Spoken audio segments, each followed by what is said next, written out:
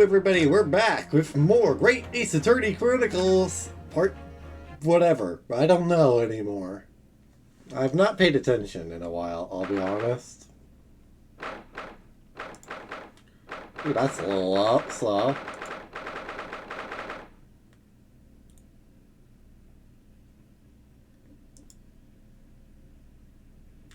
That was a little slow.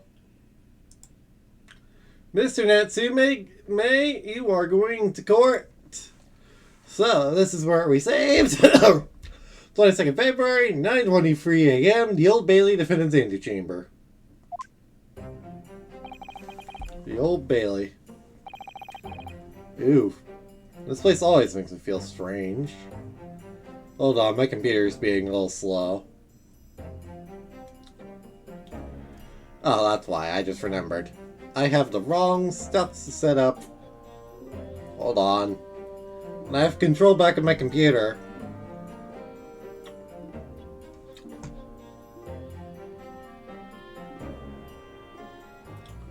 Arg. This might take a while.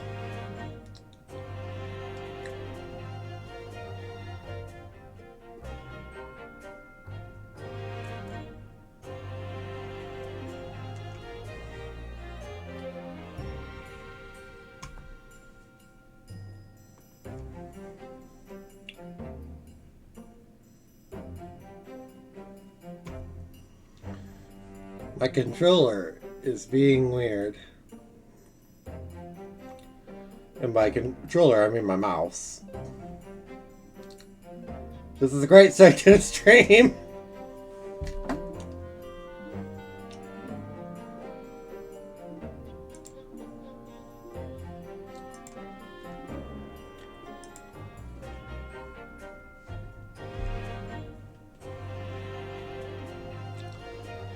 Okay, let's try it out again with slightly less fail. And by fail, I mean my computer going melty mode on me. Soon to get chills down my spine and break out in a nervous sweat, all at the same time. Well, I didn't think I'd be back here so soon. That's my line! Good morning! Ah, good morning, Mr. Natsume. Only 2 days ago, so I was glad not guilty here. That's for some I should prove you did stab Miss Green in the back. And now this! Another morning, another murder! And here we go to this hellhole! Sasuke Natsume has quite the voice, doesn't he? Can't keep coming back to court! I think he's right. Really does seem to say he's cursed. It's Naruhodo. I'm afraid I have bad news. Oh.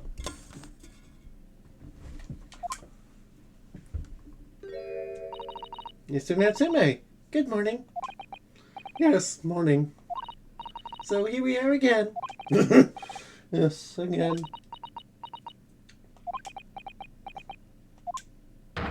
Judicial system is being cut up by squares! What's the bad news? That voice is really hard. Oh dear, you heard, did you? Come on shouting at the top of your voice. People can't help hearing what you say! Oh, I am sorry. Done nothing wrong, Miss Suzuto. Now, what is it? My voice, it is dying.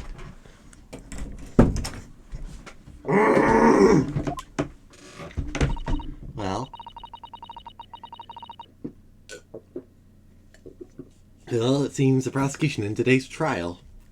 It's Van Zeeks. I know it's Van Zeeks. Will be led by Lord Baroque Van Zeeks. Van Zeeks? Bronowski, you sound surprised. Oh no, oh no, no. The so-called Reaper of the Bailey, the most legendary prosecutor in the land. In the trial 2 days ago, we pursued Sasuke-san and I relentlessly. Of course, by the skin of our teeth. We managed to pull through, but still. Mr. Natsume's acquittal in the last trial wasn't the end of the matter, after all. Yes, so I know what you're thinking. The legend of the Reaper that says nothing can save a person in the dock when Lord Van Zeeks is the prosecutor. Oh no! And even if the person is found not guilty, this will meet a mysterious end one way or another. We've experienced it firsthand. The defendant met the most terrifying end after his acquittal, right here in the Old Bailey. He deserved it. Also, we found out how it was set up.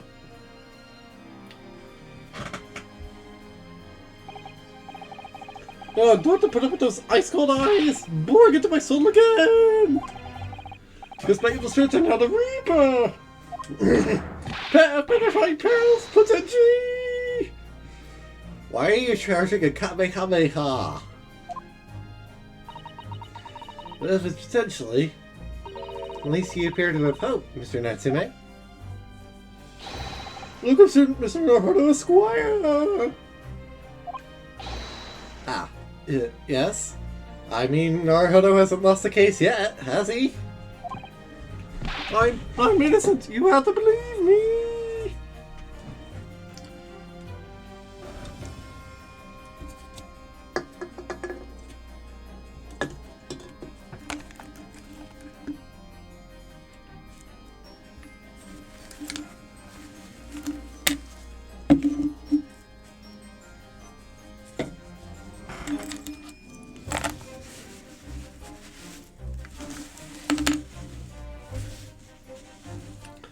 What does locum student even mean, by the way? I've just realized that. I'm cleaning up my desk a little. Sorry. I got distracted. Let me get a new napkin. Real quick.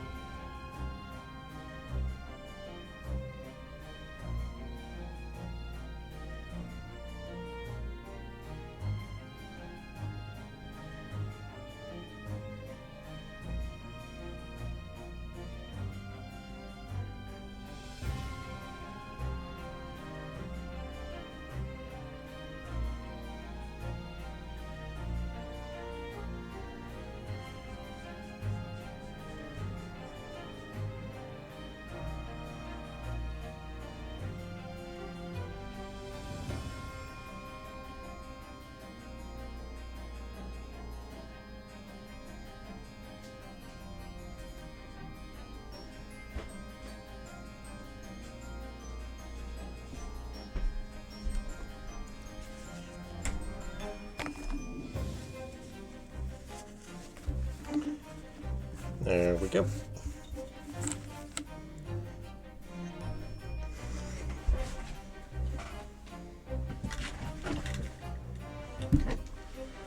Okay. Whew, more than anyone now. My coughing fit. Don't worry. I mean, I do believe you. In the end. I'll be your steadfast ally every step of the way in this battle. I promise. It's to be a hard battle, I fear. I got distracted because in the kitchen, right, someone left ice cream in the whole ass tub of ice cream just in the sink for no reason. And I was very confused. I didn't put it back to clarify. I was like, you know what, whatever, that's not my problem, because like, it's at this point been melted. What would I do? Freezing it again is gonna not help it. Well, she has scheduled to begin shortly. We should move into the courtroom. Let's go! Oh yes, I forgot to say. I'm afraid he won't be able to make it. Mr. Sholmes, I mean. Oh, great. That's probably for the best. Oh? You're here. I might be tempted to rely on his help. I'll be seeing his weakness. Lord Van Zeeks were to notice, he'd prey on it mercilessly. At least that's my gut feeling. Mr. Naruhodo. You're right. Yes, you're so right. Oh, well said, Locum Student. Mr. Naruhodo, Esquire! Well said. Throwing this sword on my side, and the spirit is Kazuma that it harbors. What a Japanese lord can do. Set you free with honor! Oh, yes!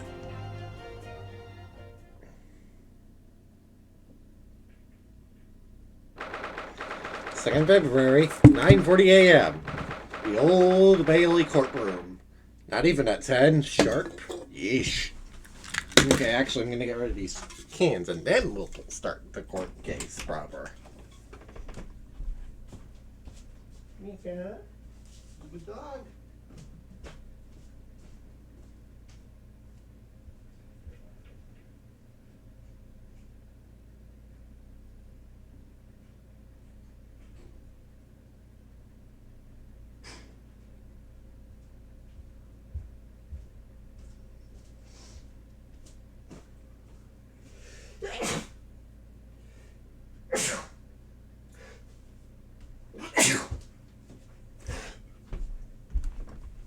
Sneezing.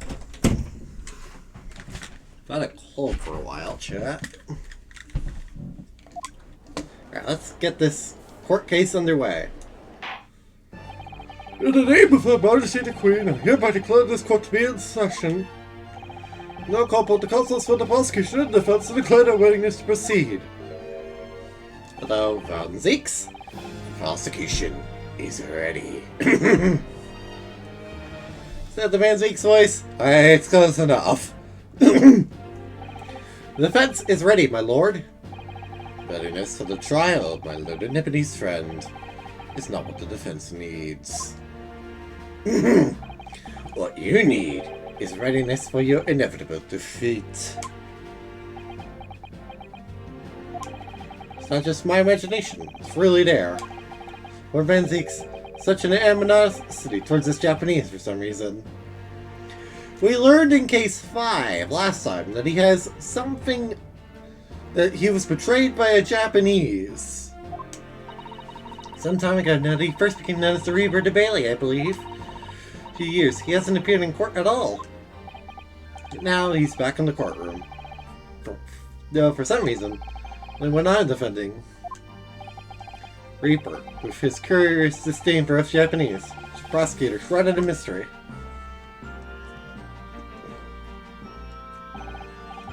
This isn't the time to be pondering now. Concentrate on Sasuke-san's trial. Furthermore, now call upon the 6 ladies and gentlemen of the jury. You have been chosen up London to represent the will of the people in this trial. Are you ready to fulfill your duty?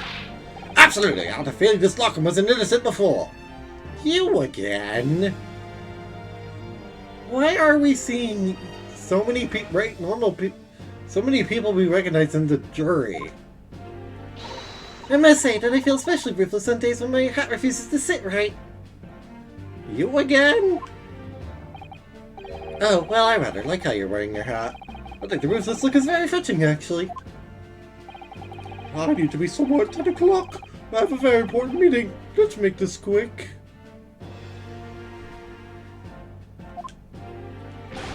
I couldn't agree more. Need to take home 5 bob tonight, or the missus will go through the roof. Oh, may the Lord show us all the light here. Lead his flock to a righteous verdict.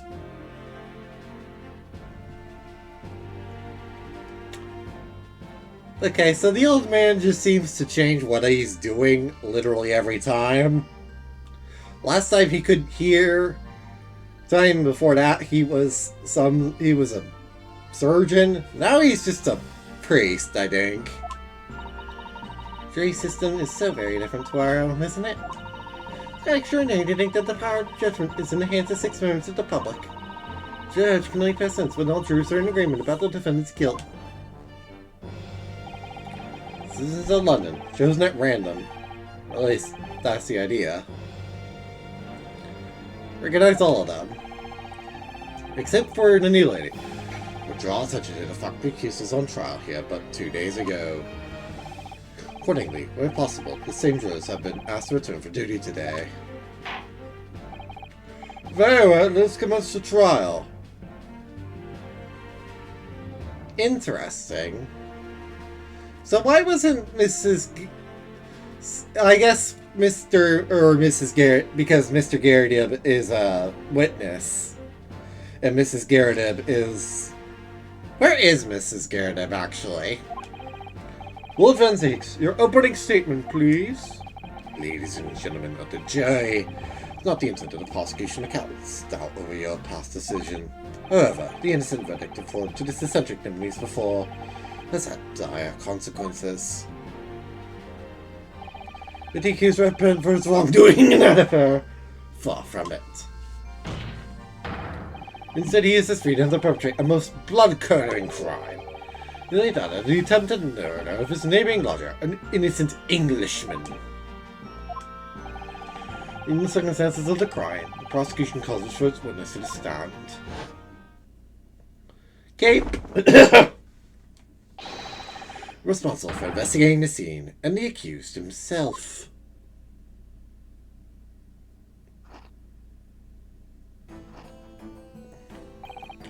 Witnesses, your names and occupations, please.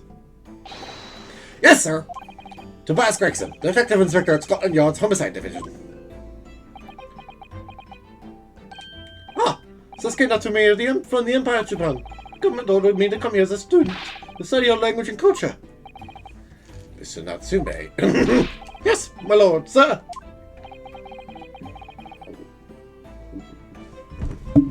I'm quite sure I'm not mistaken that you swore an oath never to set foot in my courtroom again.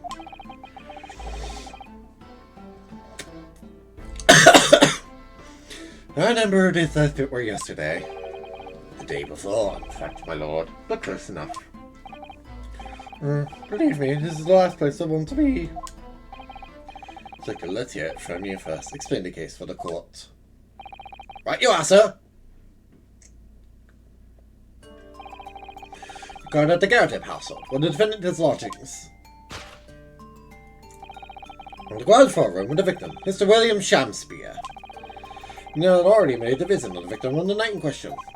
Mr. Shamspeare collects in his room as a result of poisoning by Stirshine? What the frick is that? Found in the following morning when the landlord, suspecting something was wrong, broke down the door.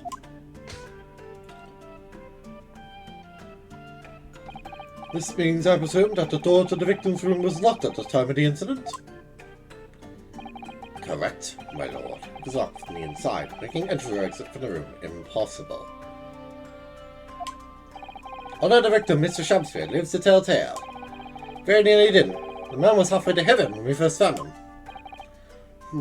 It's the first officer on the scene, my lord. And I have a photographic print here that I took at the time to show how it looked.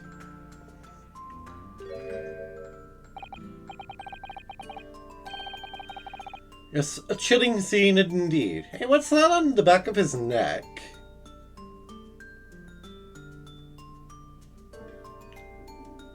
Why is there a huge-ass bill over by the fang? That's interesting.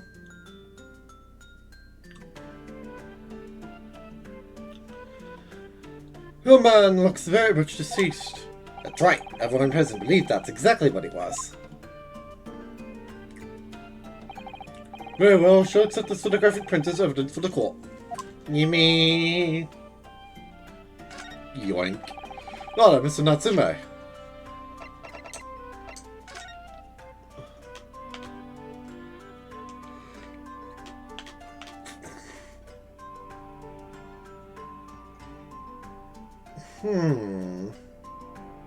What is that on the back of his neck, actually?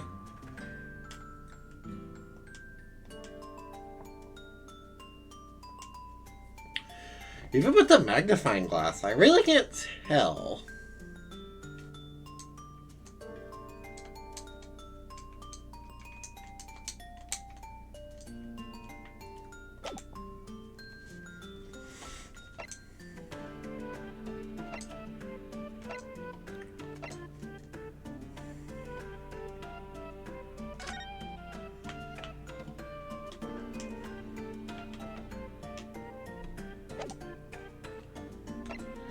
Ah, the street map. We also have the this.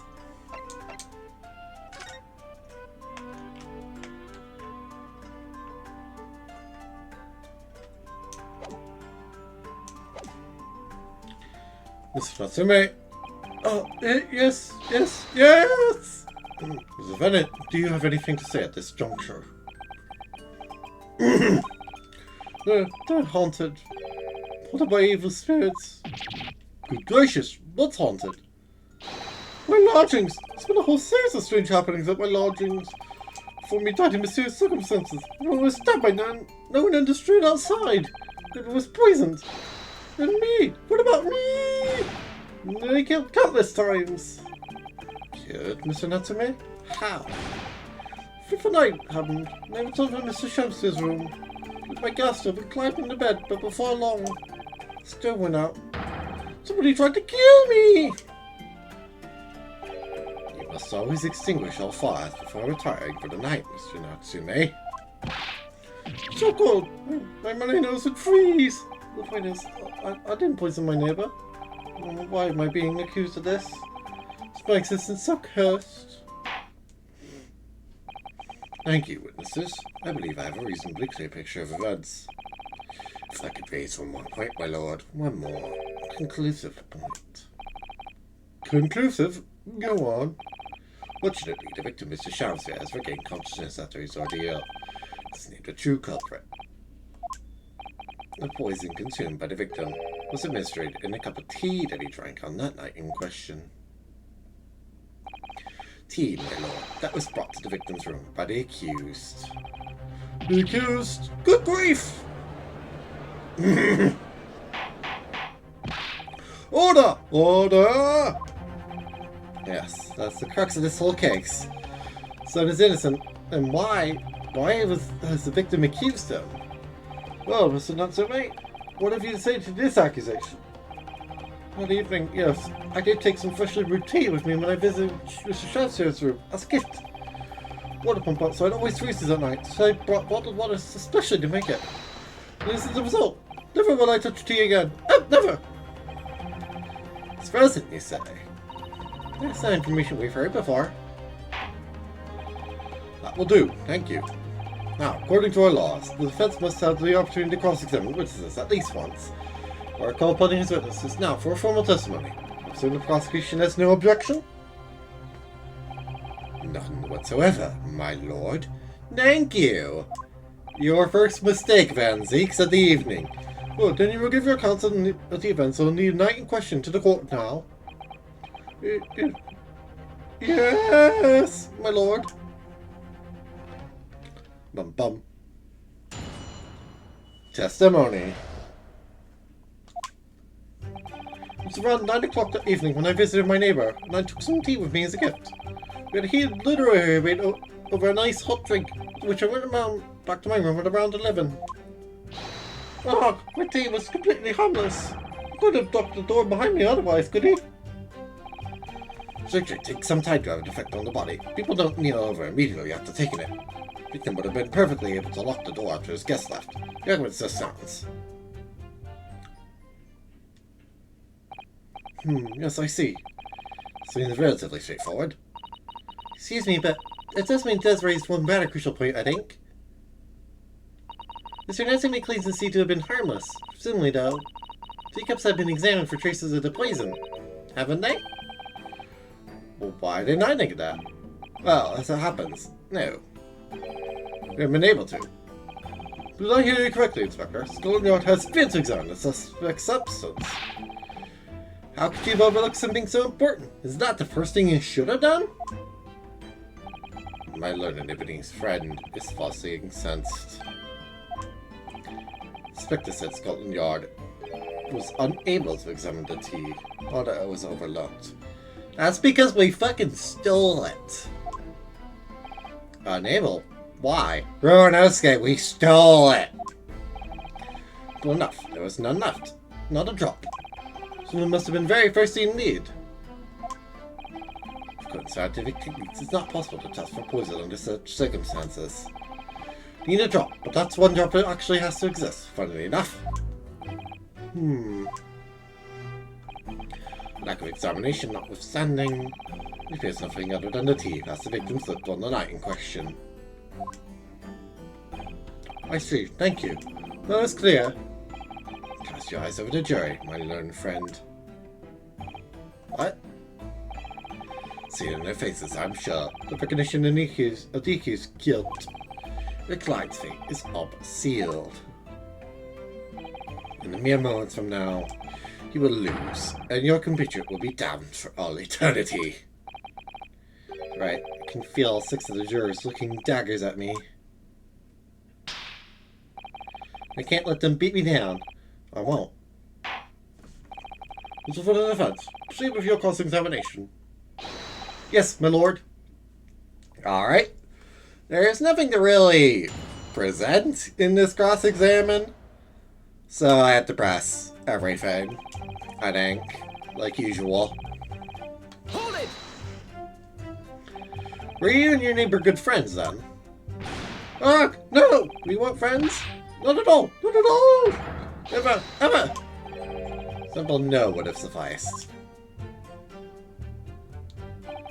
Then, why did you decide to pay him a visit? Mr. Chancellor found himself as having great literary knowledge. A scholar of English literature, we find much to talk about together. Come now, no Nipponese could understand the finer points of English literature. Night in question, that was the topic of conversation as well, I presume. It was the day of my last trial, when I was acquitted.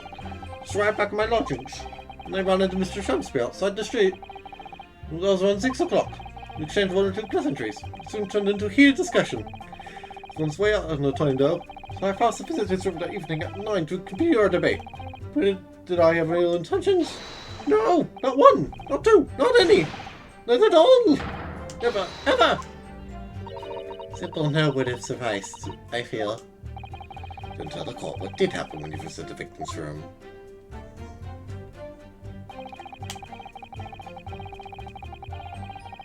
Hold it! Literary debate about Shakespeare's works, I think you said, didn't you? Shakespeare? A very worthy topic of conversation, I must say. Oh, yes, my lord. Romeo and Juliet! Who was stronger? It's a profoundly pleasurable parley. Romeo and Juliet? Who was stronger?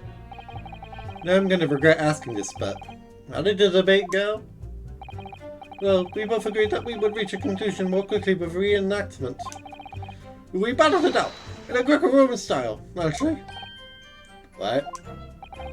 Chancellor had all sorts of costumes in his room for just such a contest. Say reenactment, you mean you were actually in costume? He is Romeo, I is Juliet. After a vigorous, wild tussle, I, Juliet, came out on top.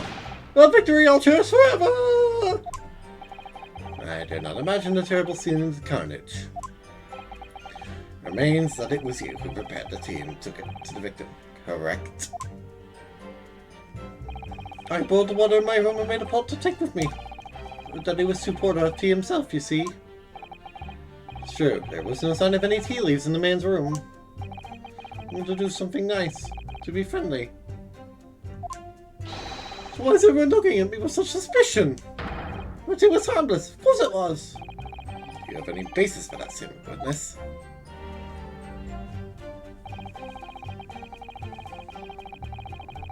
Hold it!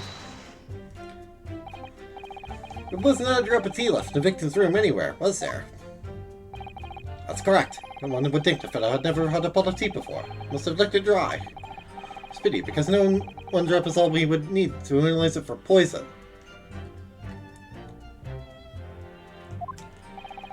Say that you returned home to your room at 11 o'clock, Mr. Natsume. Yes, definitely. I have it on earth, I swear. I was able to verify that, as it happens. From the defendant went back to his room at 11 that night. Also, the landlord able to adjust to this. He, said it was the lamps, I believe. The lamps, Inspector? Turning rooms and start using gas, and lights and other parts of the house flicker. Yes, Mr. Gaynham seems to pay a lot of attention to the comings and goings of his tenants. Suddenly one key to Mr. Chancellor's room. I know that for certain. He must have locked the door himself. And inside there's his room. system has confirmed that to be the case, yes. So I'm right, my team was harmless. Completely harmless. Poison, you die. Everyone knows that. It's not that simple, I'm afraid. Oh, what do you mean?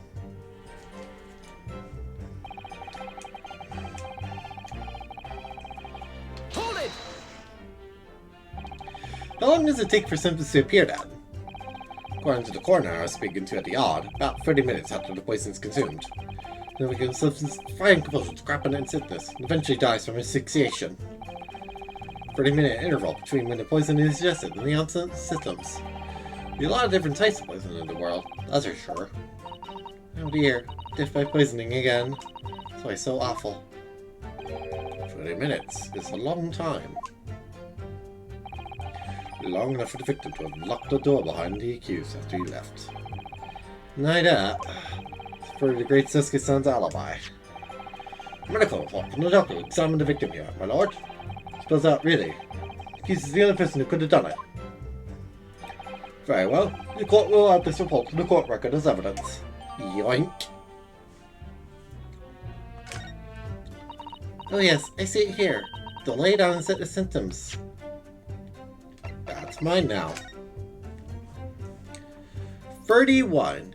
Cause a coma. Ingestion of a small quantity of strychnine. Toxicity affects the person 30 minutes after ingestion. High likelihood of the substance having mixed with the tea the victim was drinking, but no sample could be obtained for testing. The poisoning incident occurred at around 1:30 a.m. on the 41st February. Substance in the victim's pocket watch appears to have broken when the man collapsed after the latest onset of symptoms. No container for the poison was found on the scene.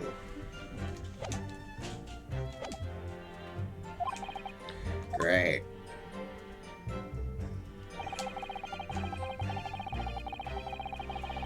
Hold it! Your argument still stands, you say. So what Mr. Natsume has been saying, isn't it? The pair of them drank tea together that night, so that there was poison in it. They wouldn't have been able to lock the door after the accused left later on. Exactly! But you're innocent! Sweet and innocent, I tell you! I'm afraid, sir, that doesn't follow. See, strychnine is a slow-acting poison, whereas it takes time for some to appear. She could have left the room up to 30 minutes after the victim drank the tea. As long as you did that, Mr. Schaffner could have locked the door after you'd gone. But no! We actually stayed away! But over whether Romeo and Juliet was stronger, that came after the tea. You have any evidence to support that statement? My great homeland, the Empire of Japan, for saying, drink tea with a tot! Sure, a proverb will satisfy the prosecution. Afraid there's no conclusive proof to support the defendant's assertion. There are sufficient grounds to infer his guilt in this matter. No. Hey, wait a minute. He drank the tea while it was hot. Shakespeare drank it slowly, actually. I have proof. It's in their testimony, is it? If I could voice a personal opinion, Mr. Narukoto. Of course, go ahead. Natsume is arguing for his innocence so adamantly and so persistently. It just brushes what he says aside. It's really quite infuriating. I agree. So we need to find the inconsistency in what the inspector is saying, I think. So, as things stand, the jurors are here to find Mr. Natsume guilty. But what we need to focus on is the poison and the tea. We meet again. Yes.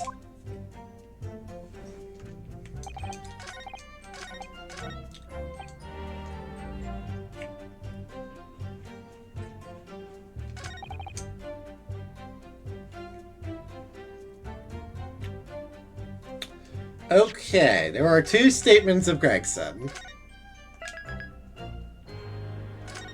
From Greg C here.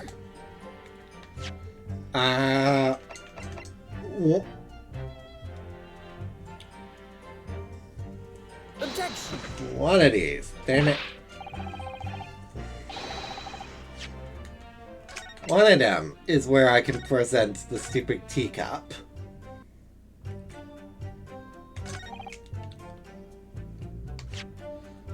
Hold this objection. I have it somewhere. Where do you want me to push this exactly?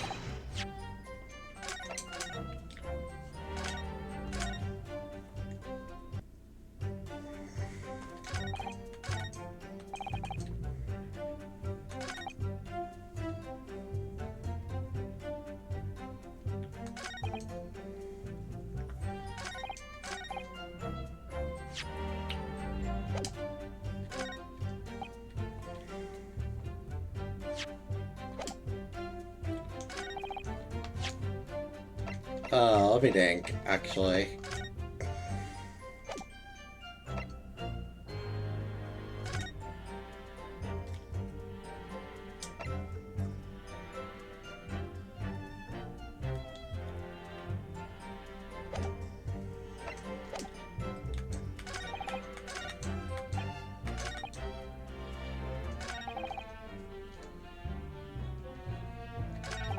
Wait. If he left at around 11... Oh, you are an idiot, Gregson.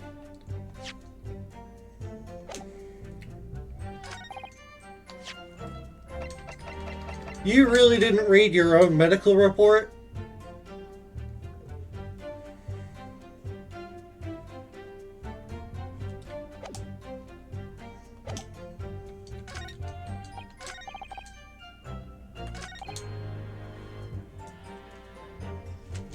So, your argument is, and I quote, quote yourself here, that it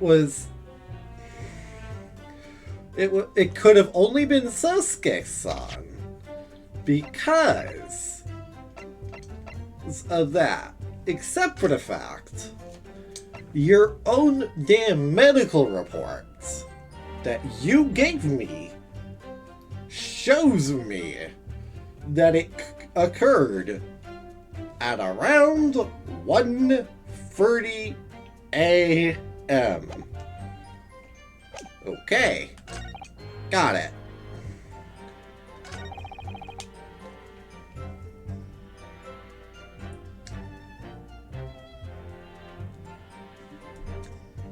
So hold this objection, but I don't know where I'm supposed to push this.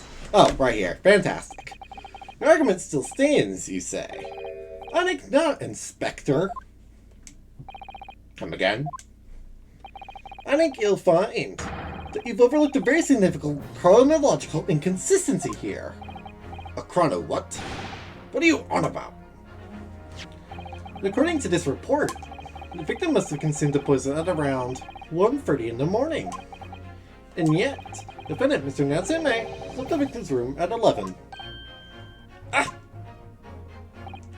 Yes, that's right. There's more than 2 hours of missing time there. In other words, there's poison in the tea that Mr. Natsume brought to the victim's room. How could the victim have fallen ill to it 2.5 full hours after the defendant left? Why did they react the exact same way? This argument is entirely reasonable. How do you respond, Lord Van Zeeks? Oh, he's pouring the cup. Great.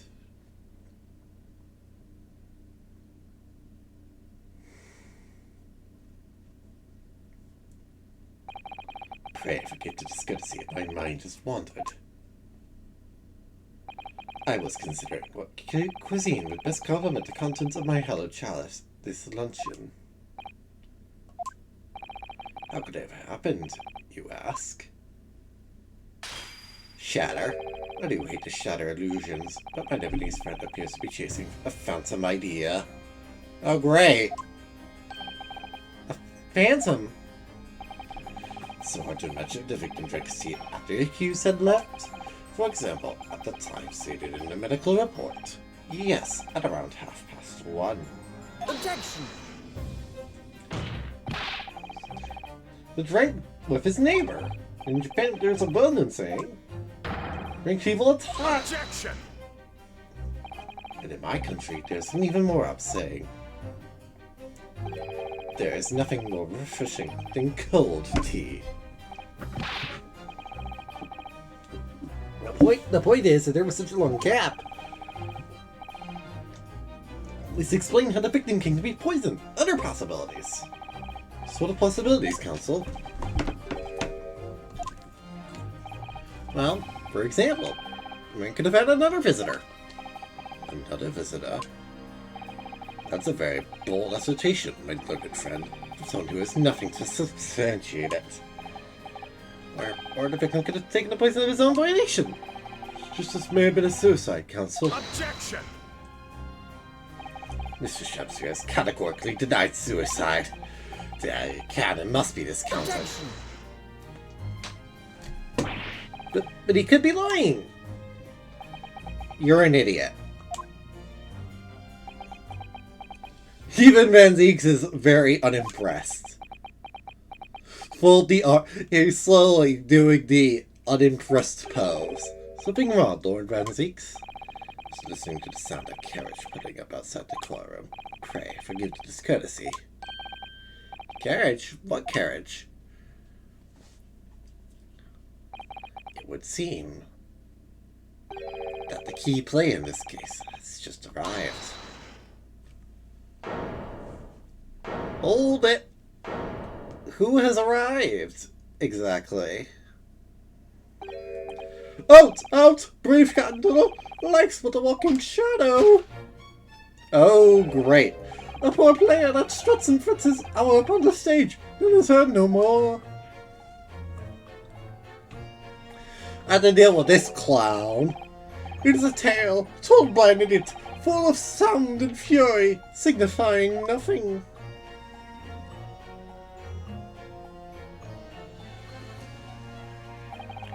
Who, sir, are you? William Shakespeare, my lord. Alas, 'twas I, undone by those bitter events. I, the victim. What's he doing here?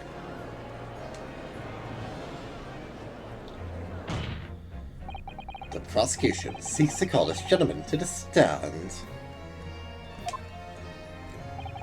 This testimony, my learned friend's futile resistance will be utterly crushed. You're calling him a witness? Very well, counsel. I'll grant. Request with interest. What the court shall hear from the victim himself.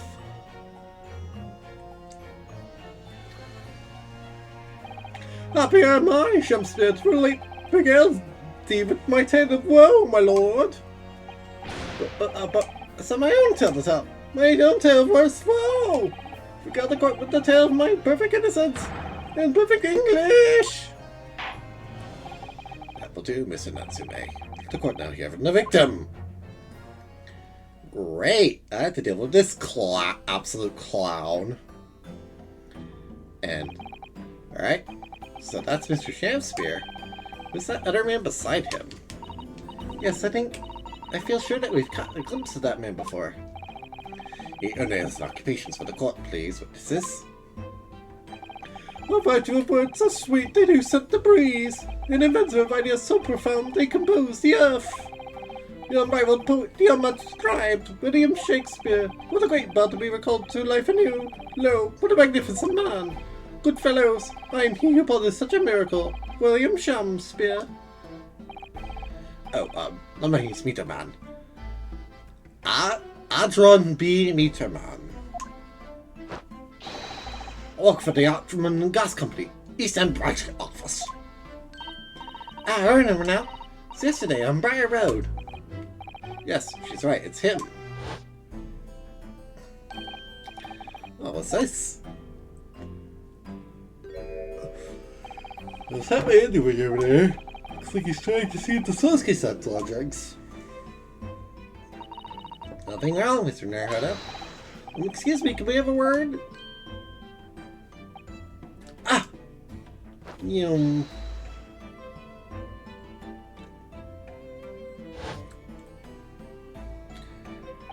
Yes, we spotted him outside Mr. Gardner's house that morning. He's a gas company employee. What does he have to do with this case? So, Mr. William Shakespeare, you were the victim in this miserable affair, correct? Oh, heaven! Oh, hell! Do you command me to remember? That sweet poison that did cost me and crossed mine innocent lips. Subpoenaed him for the trial was stopped submission, naturally.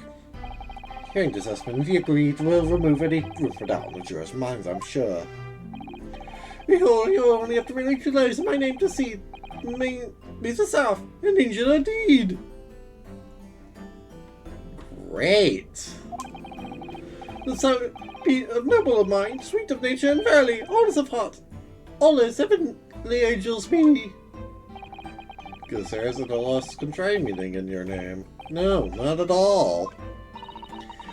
Very moved by this man, I'm afraid. You're actually taking this sad for anything, my dear. Seriously? This is illuminating introductions. My lord, what's the man next to Mr. Shakespeare doing here? The guest man, I mean. Ah, what, me? Well, now. To enlighten my learned friend. Recall, I presume, your earlier impertinence. You suggested that the victim had not a visitor to his room on the night in question. Moreover, that the victim is a compulsive liar. What? No, I didn't quite say that. This young chin stroker is here to convert your wild claims conclusively. Not so, Mr. Meter Man. Hang on, no. Just here. I hereby call for your formal testimonies. Tell the court as lucidly as possible what happened on the night in question. One may smile and be a villain. Yes, it doth pain me, but let the truth be spoken. The truth of that wintry night of my discontent. This man seems to be a little lost in thought. Oh, great. The snow lay about. My neighbour did cometh in the evening, bearing a gift of tea. But marry, bitter was his drink. When he left, I did fall prostrate on my table. Just the tea alone did pass my lips, and that laid to her. Not else. It's outside this bloke's window, the freezing cold all night, keeping an eye in his room. Objection? The ground floor is Mr. Natsume. I'd like to point that out. It's visitor's room, but that short little round backed eastern fella. I'm gonna question that. Wait, what did you say? You were keeping an eye on Mr. Chancellor's room all night? That's right. Of course, the bloke's window is all but blocked up, isn't it? There's a little gap in the bricks where you can see into the room. Spent the night trying to keep my teeth from chattering as I peered in through that. This, why? Ah! Oh no. That's because he's on my list. What a piece of work is a man. Wherefore wilt thou not stare in wonderment? What are you talking about? This buzzing busybody hath not bought in display. I pray thee, pay him no heed. Make no more a bow about his tedious work. What do you say about me? Calm yourself. This court is not concerned with what happened on the night in question. Is concerned with what happened on the night in question. Nothing more. Indeed, that is so. This testimony we've just heard clearly reveals no other than the accused present at the time who could have carried out this crime.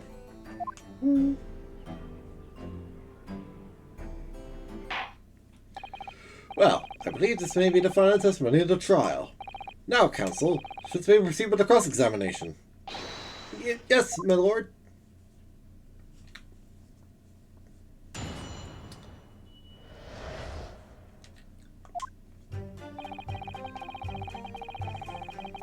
Hold it!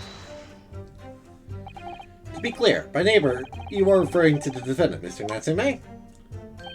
Oh, indeed, sire. Perchance thou wouldst I call him the man from upstairs?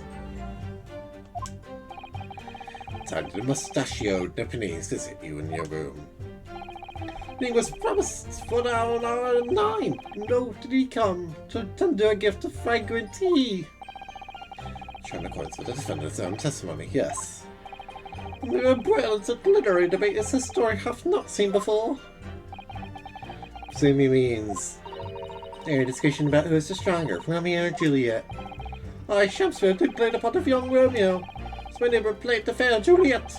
It was just as our characters be, to bring weight upon a merry experiment. Now imagine the scene. Fairty, thy name is woman. Canst thou imagine how dismayed I was? Yes, I heard of the Eastern art of Jiu-Jitsu, but nearer than my training far would be a skill practiced by the comely maiden. Beat Romeo up? This is not helping our case. I believe the court has heard enough about your shattering literary debate. Could we read your statement about the tea that the keys brought to your room? My liege, I am thy servant. Gladly, I will do thy bidding.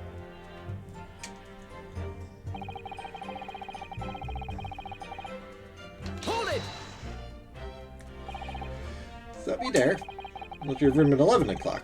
Since a after 2 that the place made you collapse. That's more than 3 hours of missing time.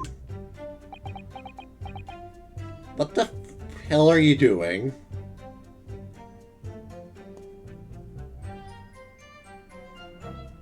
What are you doing?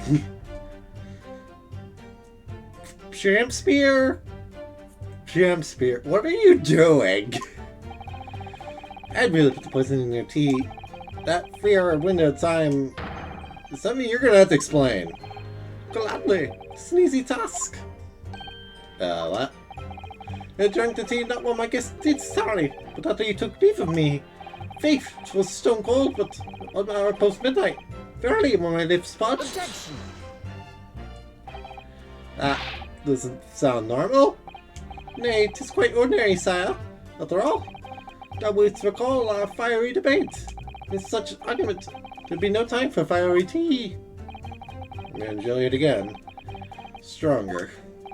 Shakespeare. In summary, allow me to confirm. Do not come here with the intention of naming your attacker. But of course, my liege, 'twas a stupid lover of words that attempt to shuffle me off this mortal coil. You don't know what that means.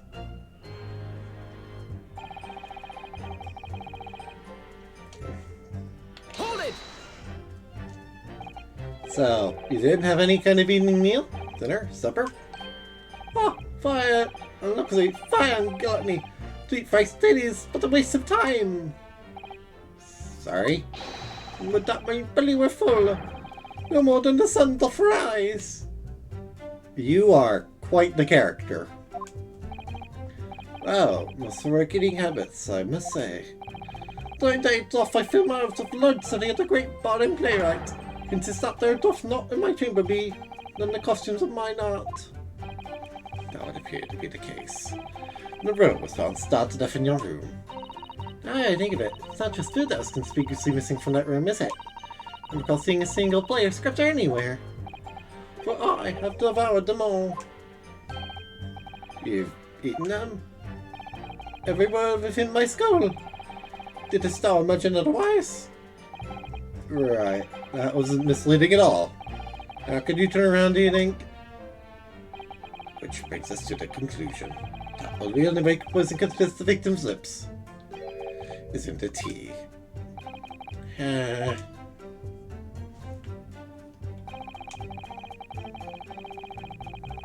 Hold it!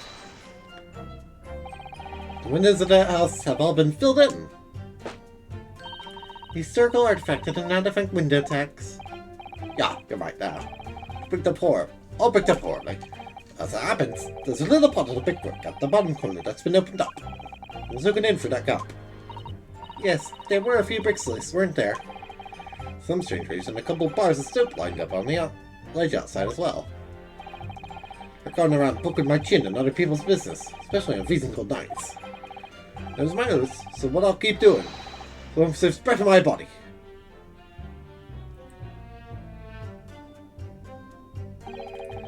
Father Theatrics, Chief calls today. The interest, Mr. Meterman. The accused had left and returned to his own lodgings. Did you see the victim leave the room at all? No, he never left. He's in that room the whole time, as far as I'm concerned. But We can therefore discuss the possibility of suicide. Sure, Dad.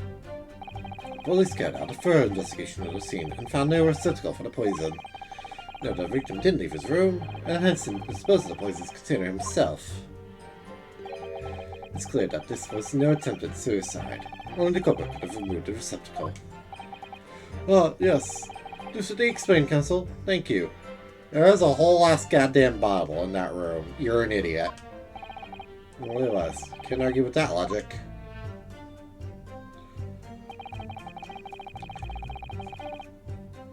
Hold it! You say a short little round-backed Eastern fella. Sure, defendant then. Objection! When he had a short little round-backed Lebanese with a mustache, do you think there are in London? Okay, Van Zeeks, calm down. Of course, it's only a narrow gap and it was quite dark, so I didn't notice the mustache. Showed up at around 9, so I'm pretty sure of myself. And when the person you saw arrived, did he and Mr. Shamefear drink tea together? Nah, sorry. Couldn't say. Why not? Because couldn't see into the room that well. Well, that well, could I? So it was the silhouette of that little round-back fella wearing a pretty dress. And the pair of them started some kind of wrestling match. Tell you, didn't know what to make of it. Suppose that was the Romeo and Juliet championship battle getting underway. Demeanor man, allow me to confirm one final time. Apart from the accused, can you state with certainty that no one else is the victim on the night in question? No question! Gaspin's honor! Hold it! Oh, who is holding it? My lord! Oh, great. Goodness me, yes, Mr. Foreman? Kept my mouth shut and listened up to now. This has gone long enough. Are you all with me? Yes! We understand that you ladies and gentlemen of the jury are in agreement with one another. That you've reached a unanimous decision. Oh great, it's time for our first examination then. Too right we have! Are you all with me? Yes! Wait, no, friends, in the middle of cross-examination. I was holding out a bit of hope for you, young man. There's few hours before the accused leaving the victim's room. Yes, the 3 missing hours, as you put it. But in the end, what difference do they make? Not as far as I can see. And since that's now apparent, there's really no reason to rally a decision any longer. Like I was saying before, if I don't take 5 bob home with me tonight, the business will blow at top. What's that? Sorry, didn't quite catch what you said. Very well, let the court be apprised of your decisions. So, gentlemen of the jury, you will state your leanings as to the defendant's culpability. Guilty! Guilty. Guilty. Guilty. Guilty. Guilty. Hey, he's not using his head anymore. Alright. All of you? Well, it would appear that the jury is indeed unanimous. Wine. So, this time at least, it seems justice will be done. All's well that ends well, as they say. Thus for a toast, I feel. To the guilty being punished! What?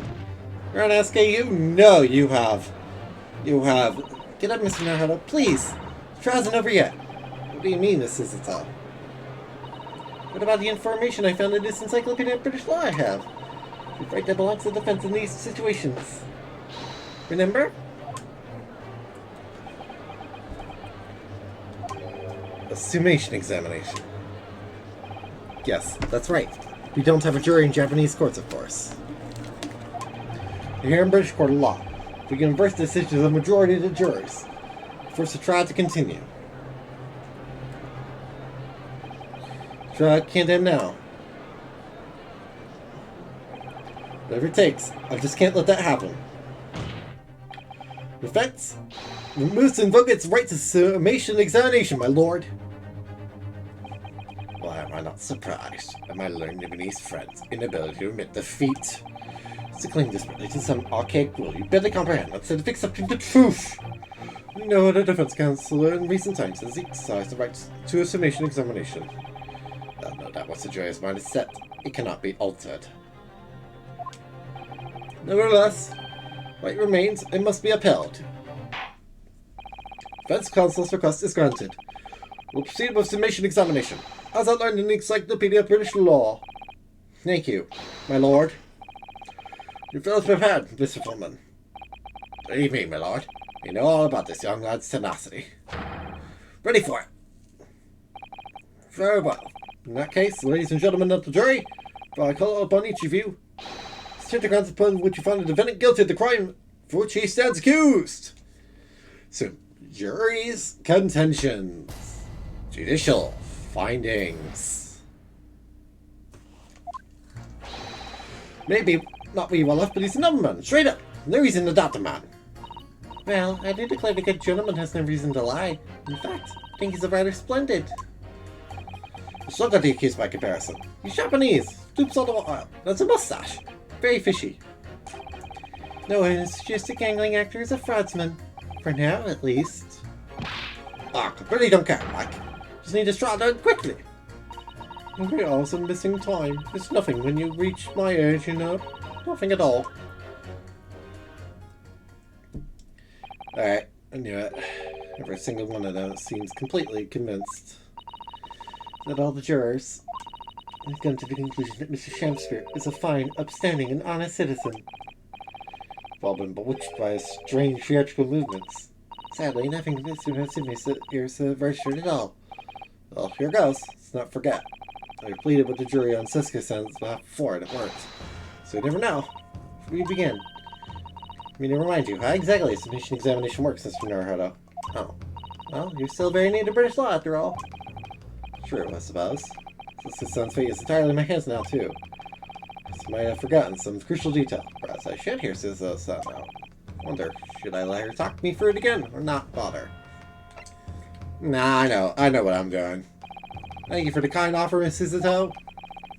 We'll lay these summation examinations already now. I think it's important that we don't delay the start of any longer than necessary. Of course, I understand. I'm sure you're right. If you're confused by anything at any point, you can turn to me advice whenever you like. Be here for you. Key to this is really listening carefully to each juror's statement. Finding two that are contradictory, and pitting the corresponding jurors against each other. Also holding those last two up. Without further ado, please, counsel, proceed with the summation examination.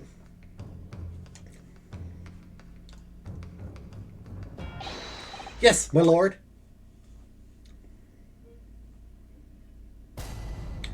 Jury examination.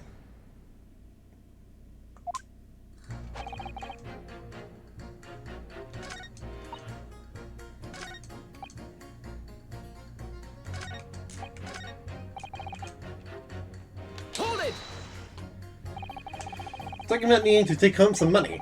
What's all that about, sir? Finish last, that's what it's about.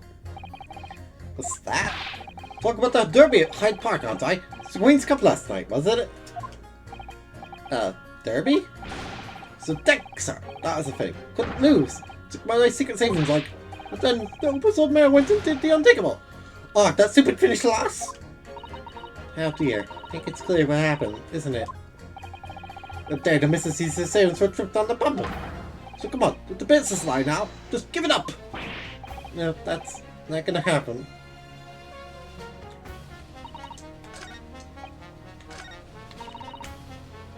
Hold it! What do you really mean by that, sir? Well, I'm not one to boast, but I get up at 5 every morning, I do.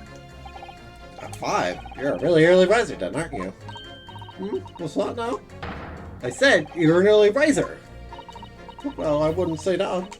I mean, I like to while away the hours in the evening reading books as well. About 2 in the morning, I'm usually too tired to go on. Sleeps at 2 in the morning and gets up at 5? Why, that means he only has 3 hours of sleep each night. What's that, dear? Only 3 hours of sleep each night! That's right, you see. We also have missing time. Like I said, not much is it? This really isn't helping. Summation examination is identifying contradictions between jurors' statements, Mr. Naruhodo. Found two jurors whose statements coexist. I need to pit those jurors against each other. To see that they're saying it doesn't make sense. They'll change their leaning. Yes, and if you're able to change their minds, or the majority of the jurors will continue. To do that, Judge will declare the trial over and move to education. That happened. So Naruhodo. Let's turn this trial around. Alright, let's listen again.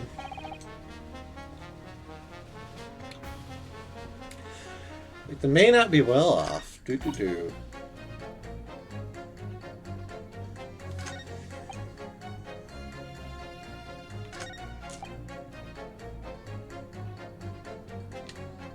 Hold it! The fraudsman? What do you mean by that, madame?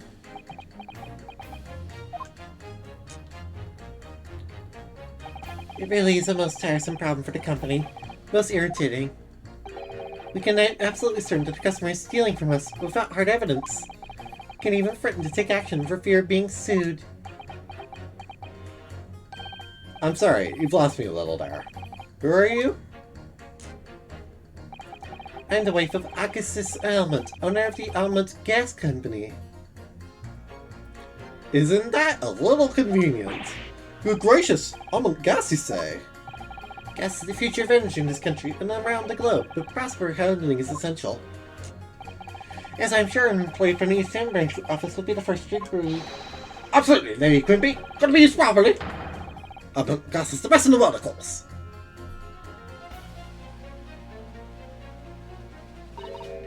I think we may have solved the mystery of the bow from earlier. The bow from earlier, Mr. Naruhodo. Right, he brought a difference to his employer's life, did he?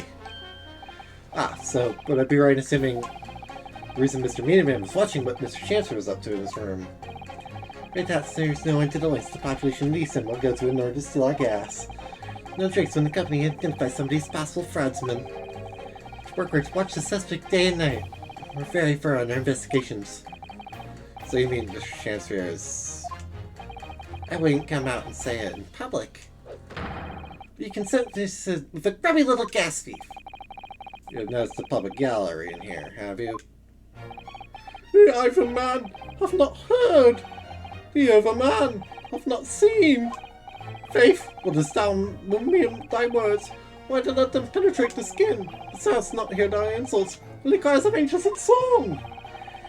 You mean I've heard that? My Heracus won't stop buzzing around you until they find it. When they do, you'll find yourself blasted back to your angelic heights in an imminent gas explosion. And stealing gas. I wonder, juror number 4, if you wouldn't mind adding that information to your statement. My pleasure. What's the bit about ripping that fever part you enjoyed?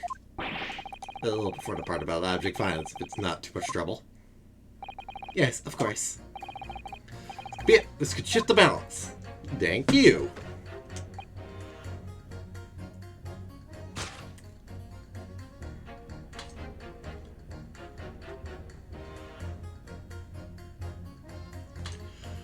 Well, I could do statement 1 or statement 2. Honestly. There's a lot of statements here. Objection!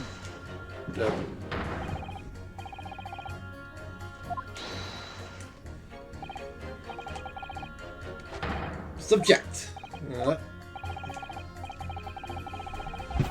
Doesn't stand up for them, I will. Well, I'll eat that L. And you should provide any pettifoggery. Keep your pointy fingers to yourself. I thought I did. This is any sure statements, Mr. Naruhodo. Let me get each other.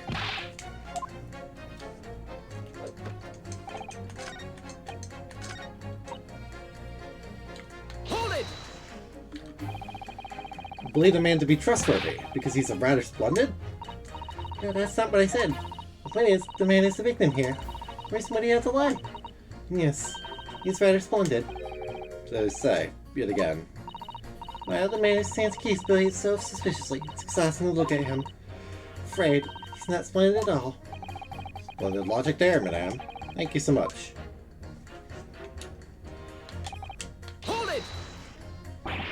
Not one of those things is the reason to find a man guilty. Fishy, there's no point dancing around the fact. Japanese, he has a mustache, and he stoops. See, you arrive at the conclusion in just 3 steps. 3 steps, like a Watson fact. You know, the more I think about it, the more the straddle seems like a dance. You several steps ahead of yourself, though. You're on the wrong foot. Stepping at circumstantial evidence here. No actual proof of defendant's guilt. This version of events is backed up by what the big shin man Natsume says, isn't it? And there. 2. Saw no one else. And 3. Saw the Japanese man there. Oh. So if he says, this really does seem more and more like a waltz, doesn't it? Right. The prosecution will waltz its way to victory if I let you speak much more.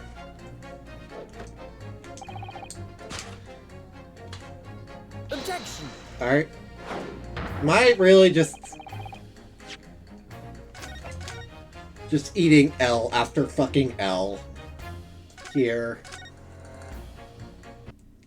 I'm reloading. Like, screw that. Like, this is complete nonsense. Like,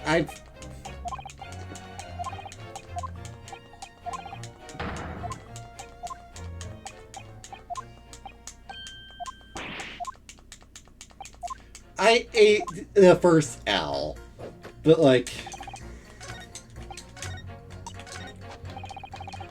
Hold it!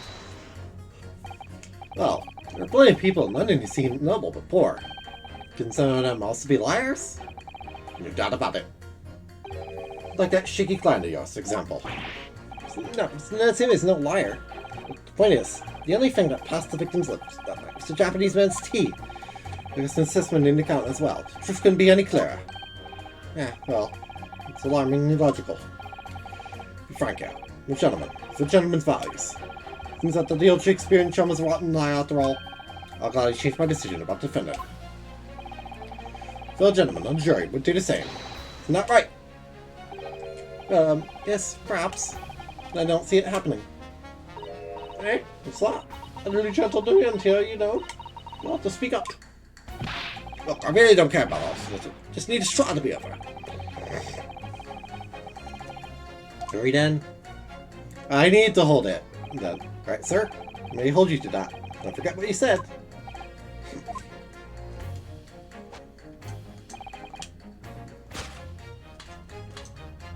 Objection! There. I need to hold. Let's assume it's clearly contradict each other. Good gracious! Stepping into your revert, counsel. Juror number 1. What are you yelling about, lad? Juror number 4 statement. You bet a wife of the owner of Element Gas. Well, yes. I really don't like reloading. But, like... Come on, now. I did not need 2 freaking penalties to get this. I knew what I was freaking doing. So, you claim to be a noble, straight-up man. In fact, it turns out to be a common thief. As the good lady says, but there's no evidence, is there? Well, I've heard them say as much. It's true, we don't have evidence as such, just yet. The claims aren't baseless, you know. What? You heard me. Seeing as his operation has already been compromised. I would suggest that the court hears testimony from our East End branch office employee over there. Do whatever you say, my lady. Guess what's on her?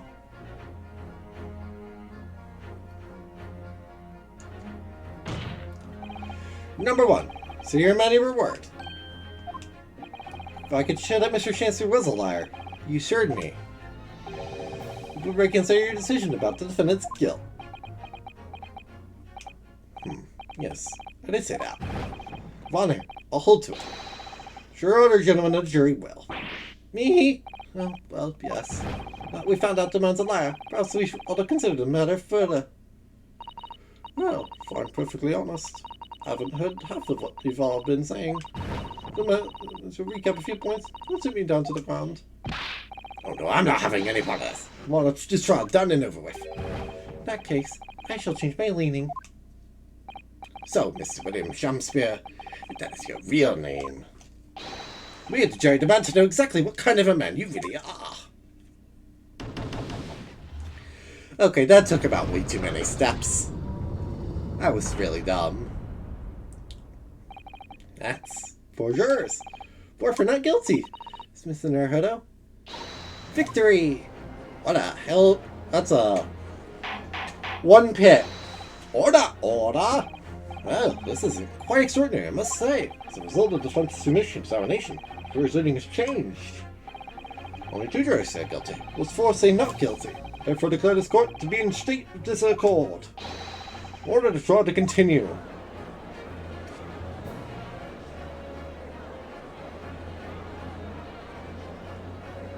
Crush, fling, fling. You have spoiled the bouquet, Mr. Shakespeare.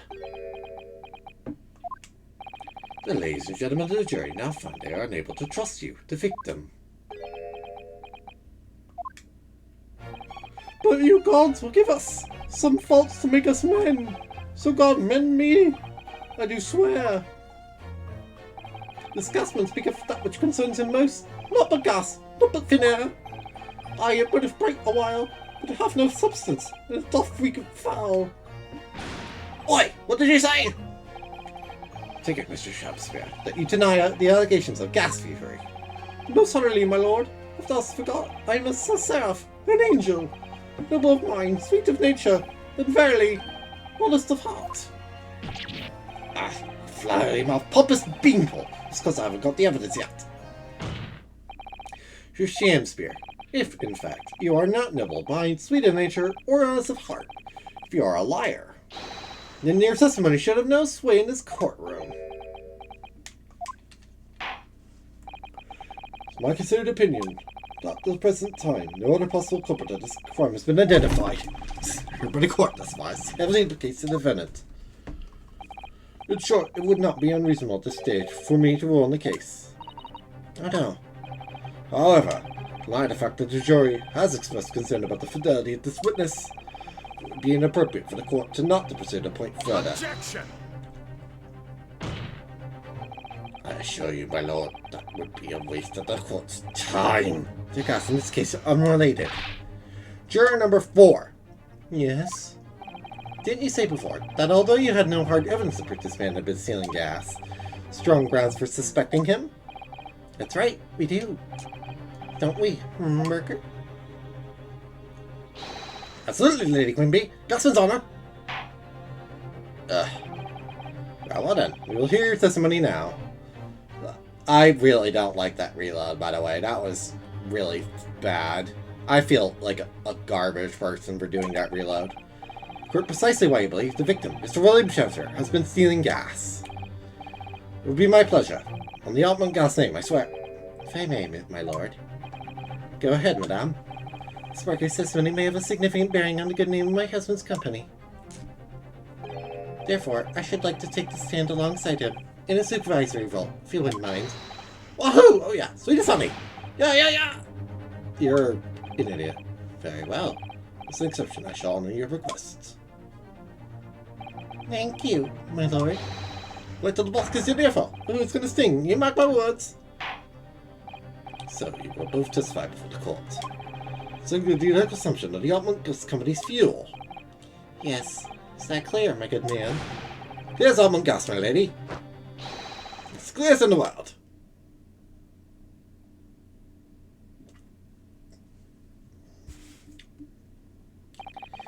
You think the gas is going to his head, Miss Suzatel? I think the man is just a very dedicated employee, Mr. Naruhodo. You could say that again. I'm glad to be the company's East End branch investigator and meet our money collection agent. The gas meters accept through penny bits, each coin giving customers about 2 hours of gorgeous gas. And yet the meter in Mr. Chancellery's room didn't have a single coin in it. There's an appear to have been tampered with, though. The collection agent is the only key. Somehow he's using all the freaking gas he wants without paying a penny. So, even what is?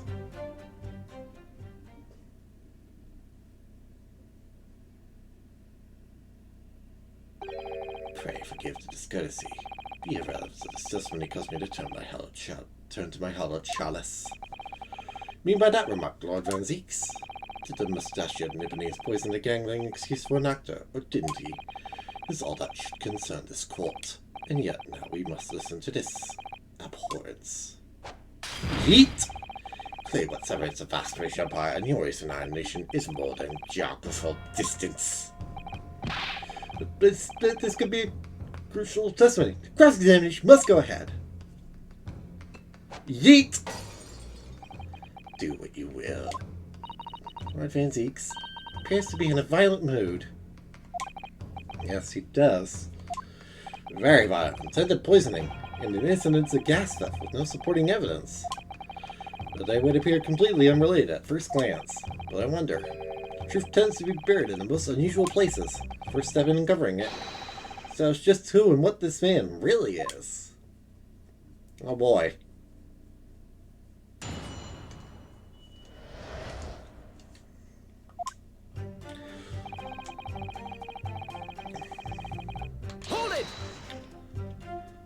So does that mean you enter people's houses in order to empty their gas meters? That I do. To try and catch people when they're in. And I ask permission to come inside and do my business. I mean, you've been into Mr. Natsume's room before, as well as that of Mr. Shamspeare. Well now, interesting you should bring that up. So I don't believe a little money was in this meter. But the pair of them survived the windows beyond me. Really is. And Mr. Natsume, he probably spends all his gas money on books. Finish reading them, he probably burns them for warmth. Kindly reiterate your statement about the gas meters themselves, Mr. Meterman. What you say, really? Do as you wish.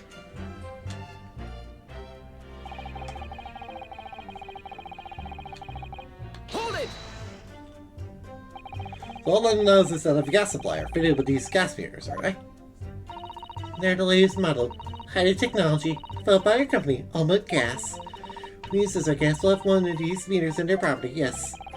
3 pence a point is 2 hours of gas. Most people would use 3 coins in a night. A bit more than that, usually. They have both gas lights and this gas stove, that is. But Suska-san doesn't have a fireplace in that room of his, does he? Still choose to use candles, of course. And only have gas for heating. I do remember seeing candles in Mr. Natsume's room, actually. Some money in the meter get back to you at the gas company. 3 days, gasmen like me visit properties on the gas supply and empty the meter of coins. I must say, to sign and manufacture the new meter cost the company an awful lot of money. Happily, it did put a stop to people not paying their dues, for the most part. Yeah, because they have to pay in advance, you mean? Yes, exactly right.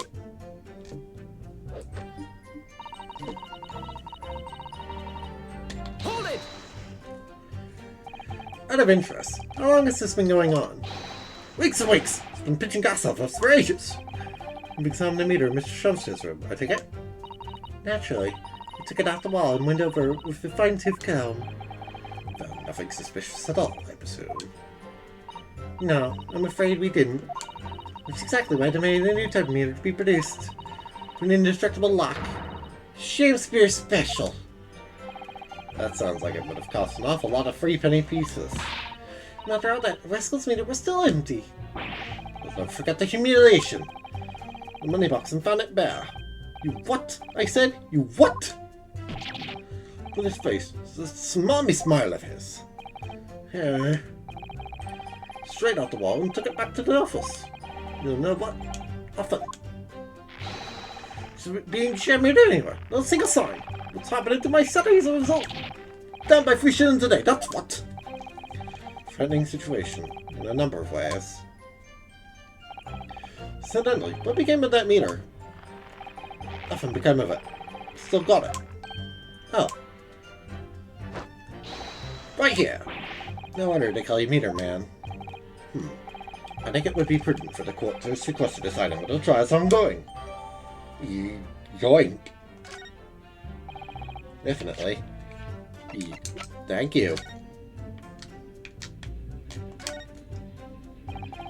Very sturdy-looking padlock, isn't it? Money box sealed with beeswax, too. Don't worry, if there any mischief, you'd be found out immediately. Sir, never heard of mischief of that kind. It's not the sort of thing that Mr. Sholmes would... No, you didn't finish that sentence, don't you? Well, anyway. A gas company would want to secret the money that's rightfully theirs. It's feel a little over the top, perhaps, doesn't it? Hey, what's that green?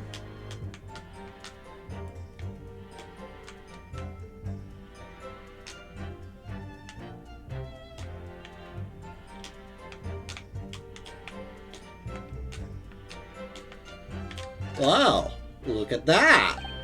Oh, spy something, Mr. Naruto. It's here. There's a little hole. You see? Goodness, you're right. Didn't notice. Very neat hole, is it? Not freshly made, I'd say. So you think it might have been opened by Mr. Shakespeare? Possibly. Seems people at Album Guest must have missed it. Well, it certainly seems to go all the way through to the inside. There's no way a coin could fit through there. That's true, but even so, it seems more than a little suspicious.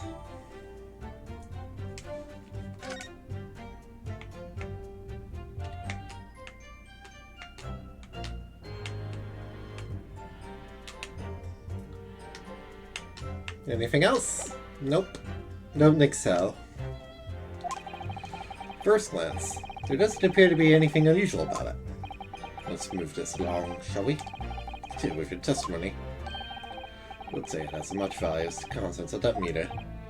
Oof! They appear to have been tampered with. Down the collection agent has the only key. Hey, Altamont! This isn't quite an objection. This is more me showing you this. Actually. Hold this objection? Quote unquote? Lady Altamont, I'm afraid to say that this meter clearly does show signs of having been tampered with. What? Get away! Open over and over that thing. I'm telling you, there's nothing wrong with it. In that case, what do you have to say about the small hole that's been made at the base of the coin box? Hole? What? You're right. You're quite right. There's a little hole here. The meters aren't supposed to have that. Navigators do. In other words, we can assume that Mr. Chancellor secretly opened up this hole himself. Yes, I wouldn't be all that surprised. But why?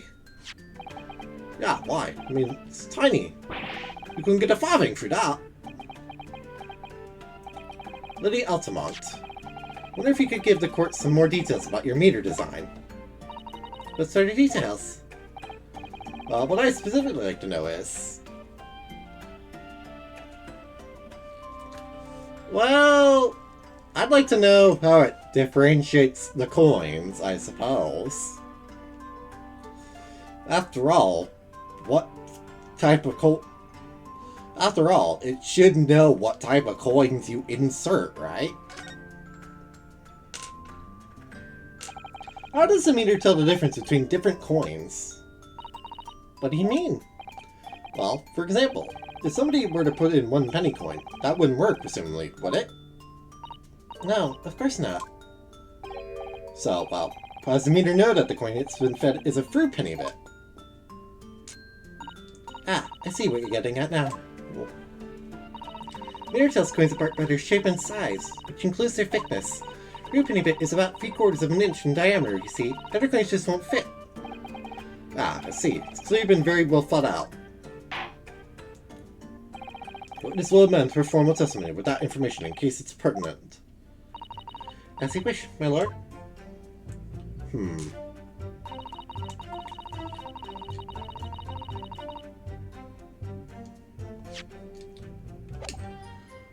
Hold it! Hold that. Firstly then, it would seem that anything matching a 3-pence coin exactly in terms of diameter and thickness could equally well be used. Would, that be true? Well, yes, in a way. Weight comes into a certain extent as well.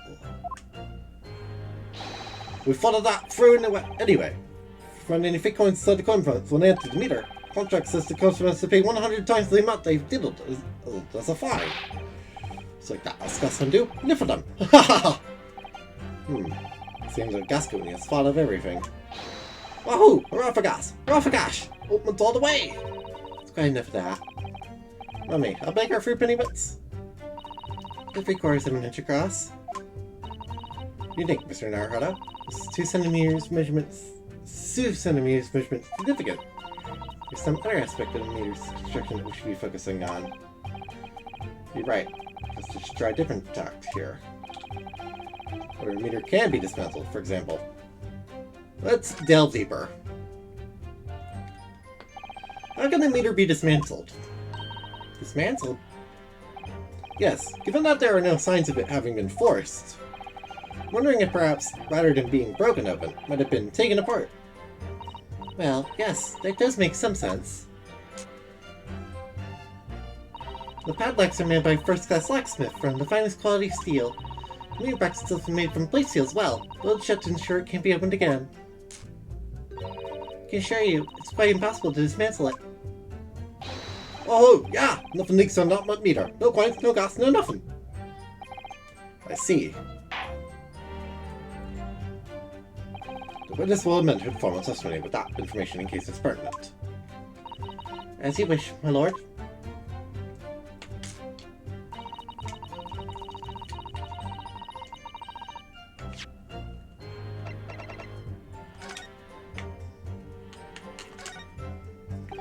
Oh, look at this bar of soap.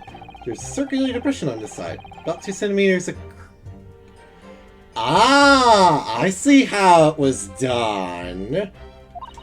Or 3/4 of an inch. Ah, do you think... We did find this soap at the scene, didn't we? Yes, there were 2 bars on that little ledge we just outside the window. This one, and I'm sure that when we first found it, there was some sort of reddish medallion in the middle there. I remember it clearly. There's no sign of it now. Where could it have gone?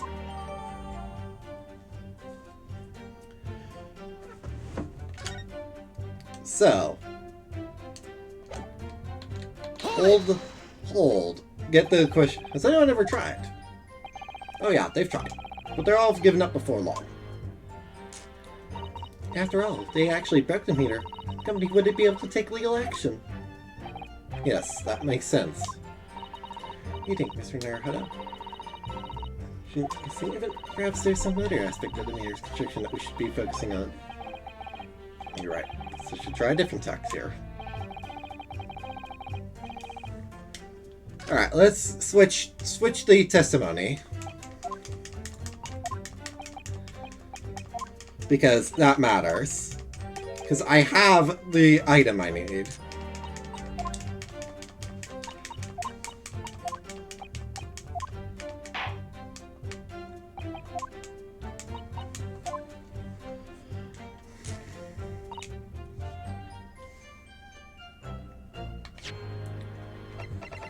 So, what if, for example,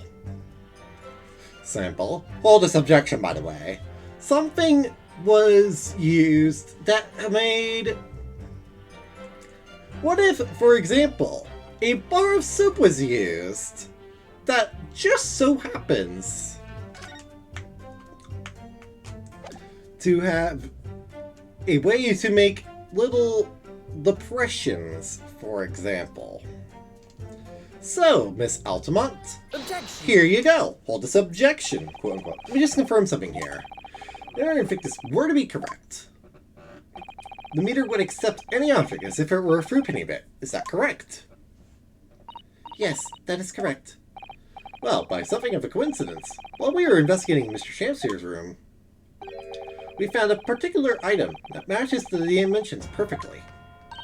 Something the same size as a fruit penny bit? What was it? The item in question is this. What? If you've been inhaling gas, that's a bar of soap.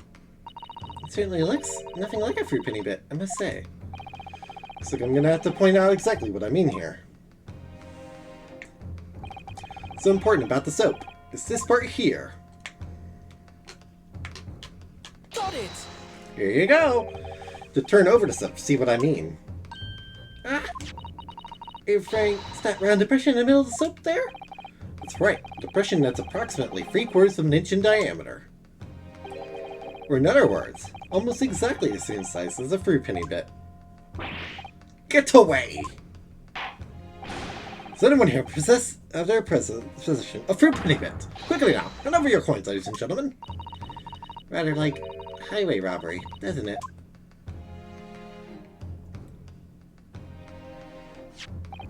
Thanks to a kind member of the public in the gallery, I have here a fruit penny bit.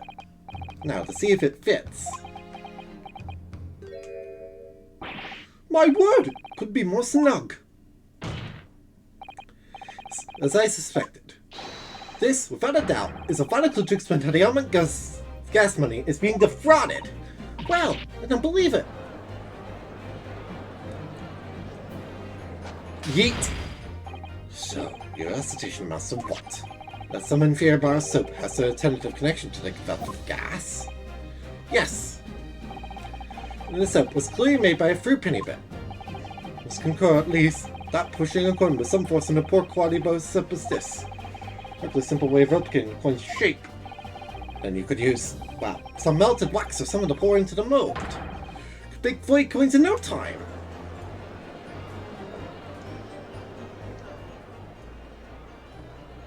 This brings all the pieces of the puzzle together. What if Mr. Chancellor is using to steal the gas? It's missing link. Now, if I follow the chain of thought, bring me to a new explanation for what happened that nobody's considered yet. This is all nonsense. The man had been making fake coins. The worker here would have found them when he emptied the meter. True, Lady Altamont. The absence of some black magic that could make them disappear. Have you considered the fact that it's wax? Van Zeke seems to fall. I see. That's what we're dealing with, is it? One form of black magic that could cause the fake coins to disappear into thin air. Yes. Exactly. That's the meter gives it away. What on earth? There are remnants of the magical methods used visible in this gas meter, taken to Dixon's room. So, on Station Council, the defense will identify the remnants to the court at once. On the meter, can the remnants of the method to make the fake coins disappear be seen? Presenting, for the court's consideration, this little thing. We found this bar soap at the scene of the crime, just outside the victim's window. Outside? Yes, outside. Where you yourself, Mr. Meteor Man. We're loitering in the freezing winter air. It's where we found the soap. Ah, I get it. That's right. The answer, of course, is ice. Did you say ice? He's leaving soaps like this outside his window each evening, filled with water. After a night outside in the bitter cold, it's completely frozen solid the next morning. Then he takes his fake coins of ice and feeds them into the gas meter, giving him light and warmth in spades. The room becomes very comfortably warm. The ice now inside the meter's coin melts. Back in the water, and draining harmlessly away through the small hole made on the underside of the meter. So, without leaving any evidence of his wrongdoing, this man is feeling ultimate gas.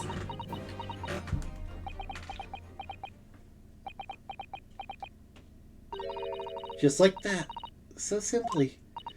Is he trying to make us look like idiots? Is he filling himself with some bar soap and some water? That's right, madame. I don't believe it. It can't be true. Do you have any idea how much money we spent to develop that new meter? Audacity suggests a bit of soap and some water can render it totally useless? Really sure I didn't design it. Evidence! Evidence! Sorry? What evidence? If you're going to stand here till your maze or brush, I want to see proof. They're enforcing accountability, isn't she? Alright. What evidence do I have then? Very well, Lady Altamont. If you like evidence, I'll provide it. Right? It's from your hudo. Are you saying she has support this theory? I did notice a trace of something that bothered me a little at the time. Feeling that this theory we've come up with now could explain it. The piece of evidence that substantiates the theory about Mr. Chancellor has been stealing gas is presenting for the court's consideration the crime scene photograph. Take that! Photograph the scene to the point when the victim was discovered, taken by Inspector Gregson. Clearly shows this is the crime carried out by Mr. Shakespeare. Fuck for evidence. Here you can see the gas meter on the wall in Mr. Shamspeare's room. Now, look closely at the floorboards directly underneath the meter. What is that? Some kind of grubby stain? Certainly, it's a water stain resulting from the liquid drained out the hole made in the meter. Ah! When coin gets around 2 hours of gas usage, and the occupant was eating his room all his waking hours, he would have used around 10 of his fake coins each day. Melting ice inside the Mute's coin box would have been dripping out almost constantly, leaving a stain on the floor. This is awful. And there's further evidence, too. Spirit slumps over his table, apparently having consumed strict shine. And right there next to him is a bar of soup, broken in half. You're right. It appeared to me then, Counsel. The man was eating the soup, was he? Pardon me for disagreeing with your lordship, but certainly not. He didn't beat about the bush there, did he? In truth, Mr. Chancellor was found with a fork in his hand. Your soup is sounding increasingly likely, Lord Van Zieks. Mean to say, he was using that fork to... Yes. To extract the frozen coin from the bar of soap. Ah! Broken half. So perhaps it didn't go very well. Good gracious!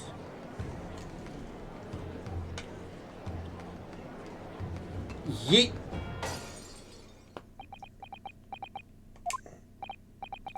Lord Van Zieks! I was throwing my hand up in despair, and happened to catch my hollow bottle on the way. Pray forgive my maladroit mistake. What's the meaning of this, Counsel? Allow me to pose my learned friend a question. What exactly did you submit for your most recent cross-examination? Well, that Mr. William Shakespeare is a liar and a thief. In other words, testimony is unreliable. That's it! That's exactly it! Very well, let us assume the man is a liar. Now allow me to pose another question. What possible difference does that make? Well, you know that suicide can be discounted. Swander's investigation revealed no sign of another vessel that can contain poison. In question, there were no visitors to the room except the accused. Young Gatson's testimony, which we have no reason to doubt, has confirmed that. Furthermore, the only possible way the poison could have entered the victim's body is via the tea. Of course, no evidence whatsoever that suggests otherwise. Even if William Shakespeare is the liar you claim him to be, these facts have been objectively established. There's no escaping it. Therefore, in light of these facts, prosecution calls for immediate adjudication. You... What?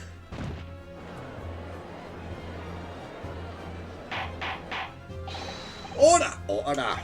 Well, Counsel, let's defense respond. Mr. Naruhodo! What's the point of that last cross-examination? Actually get us anywhere. Can make no difference at all, like Lord Van Zieks is saying. Objection! No, this isn't over! The defense will not rest! What? But Counsel, you successfully explained everything! You don't find it substantiate the unscrupulous method employed by Mr. Chancellor to consume gas. What's to discuss? Lord Van Zieks just highlighted 3 facts in order to make his point. Contrary to what he would have the court believe, not all of them is objectively established at all! What are you trying to say, my Japanese friend? One of the so-called facts is an assumption, made due to lack of evidence. But the situation has changed now, following the cross-examination of the latest witness to take the stand. Don't be absurd! This is nonsense! Yes, when you bring everything we've learned so far together, consider it as a whole, it's clear. It's a question that we now need to reconsider. Namely, was the poison really in the tea? Tea at all? Or was it in the ice?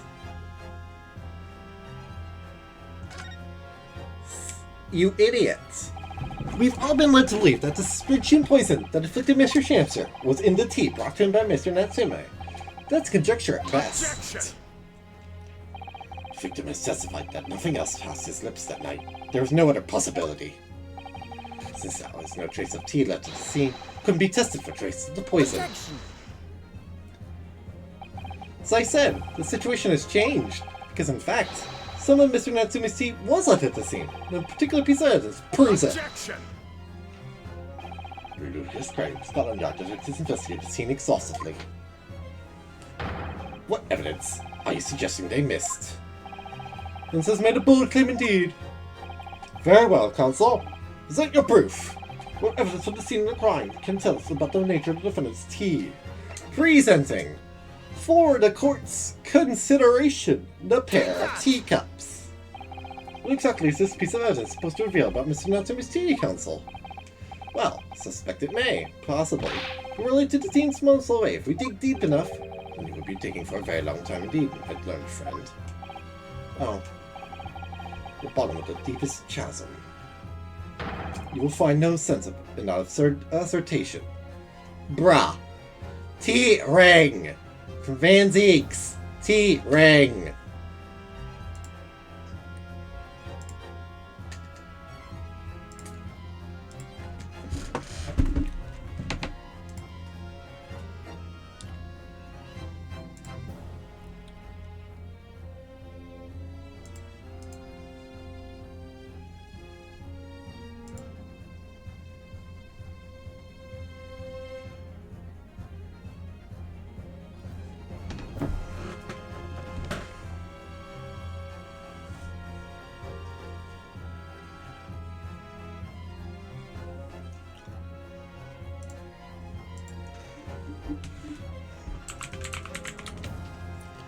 Sorry, somebody was like...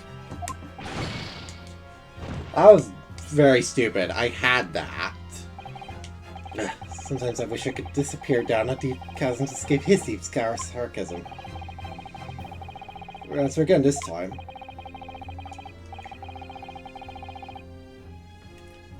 Okay. Fine.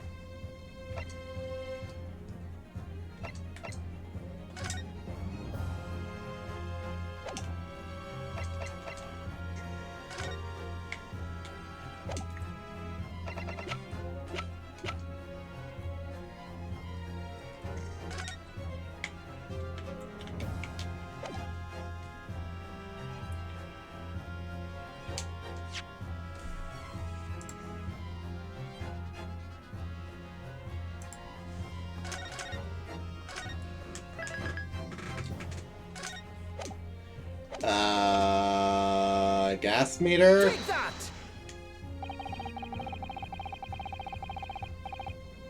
No? Okay, now I'm just grasping at straws, chat.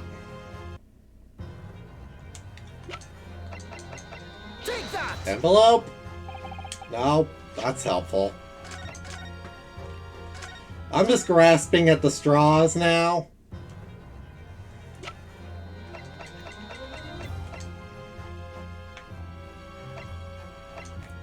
A bar of soap? Take that! No.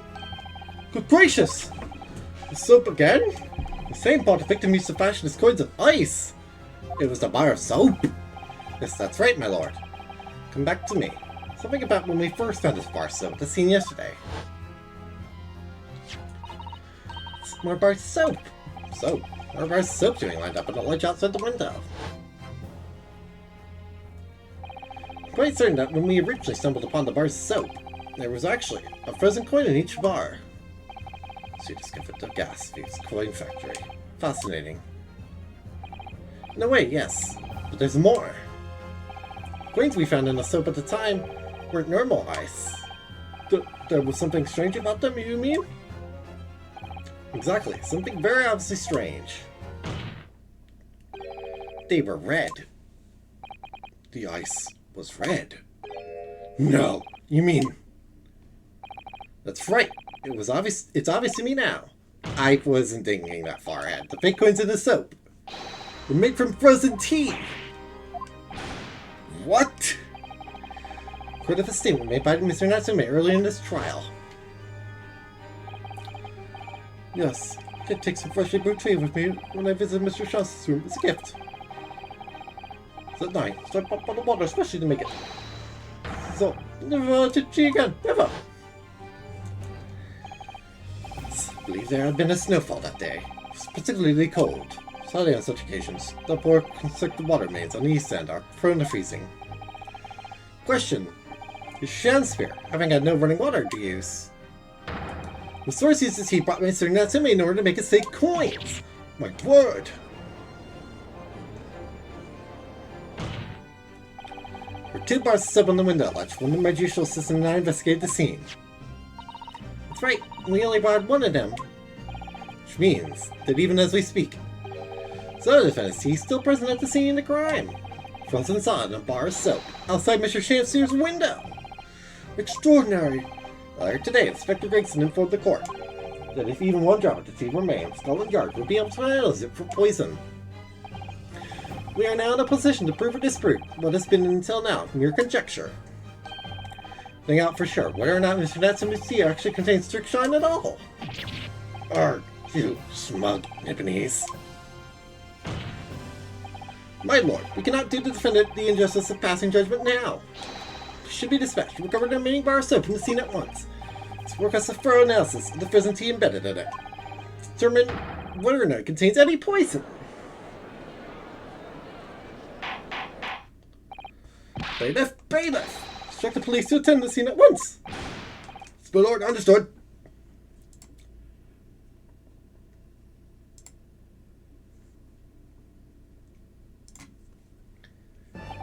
Seem we have no choice but to suspend these proceedings for the time being.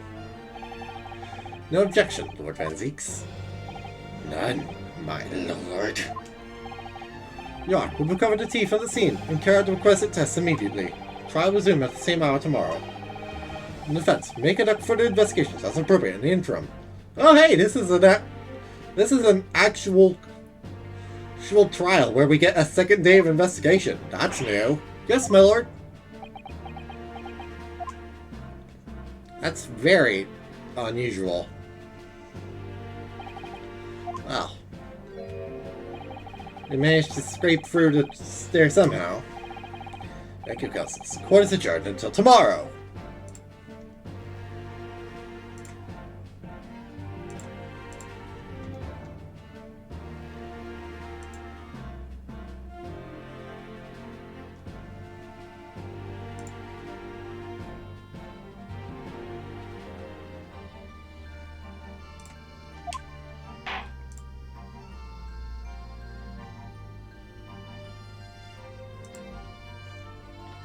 To be continued. I got so used to the flow of the game that I'm completely blown away by this new style. Investigation Part 3. 22nd February. 1:11 p.m. Naruhodo's legal consultancy. Where's all my stuff? Whew. Made it back in one piece. Just perfectly honest, I thought we were finished there for a while. Oh, I know. A lot of close shaves. Carriages on the streets of London. We were very nearly flattened several times. Oh, no, I didn't mean that. Yes, I know. It's a marvelous defense, Naruhodo-san. Really was. And all of you. Oh, thanks. Now that your fervent exploits have won us some more precious investigation time. So we can't find some new clothes to carry for court tomorrow. So let's do that. Thing alright? Suppose. I still can't quite believe it. That's all. In England, working as a lawyer, I mean. The Old Bailey, no less. Truth is, it shouldn't be me, should it? It should be him standing in my shoes. It should be Kazuma. Miss Kazuma-sama wish that you follow him to Great Britain and work alongside him. It's something I never had the chance to ask him exactly why, but he clearly had a plan. I'd be here today if it wasn't for him. You're doing wonderfully, Naruhodo-san. Natsume Kazama-san would say exactly the same if you were here with us. Thank you, Suzuno-san. Thank you.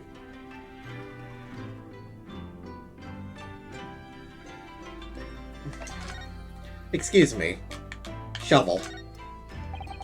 We should put this spade away somewhere. That's not a spade, Naruhodo-san. It's a shovel. No, shovels are for digging. That's for scooping up loose material. It's a spade. No, spades are for digging. That's for scooping up loose material. It's a shovel. Well, it doesn't really matter, does it? You're so right, Naruhodo-san. Let's quarrel over such trifles. And I think I'll leave a spade where it is. Yes, I think that's for the best. We may need a shovel when we're working in the garden. I love the shovel. A particular note. I love the shovel joke.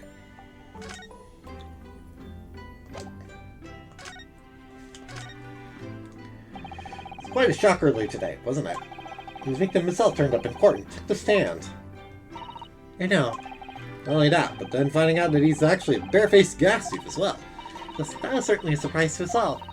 While it seemed as though everyone had quite forgotten about Sasuke-san poisoning the tea. Your phrasing, sister-san. Didn't poison anything. More to this Mr. Chancery than we yet know, I'm sure of it. Mr. Chancery certainly wasn't the noble, upstanding man everyone thought he was at first. Actually, told that he'd be returning to the hospital ward where he was receiving treatment. Which one is that? Let me see. Ah, yes, he's at St. Bartholomew's, or Bart's Londoners call it. Ah, place, don't worry. Yes, we visited Miss Green there yesterday. The hospital to which you was taken. Yes, after Sasuke-san stabbed her in the back. You be careful of your phrasing, Naruto-san. Don't stab anyone. We both owed Sasuke-san an apology.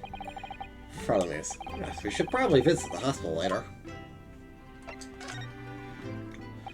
So, we know that Sasuke-san took the tea to the victim on the night in question.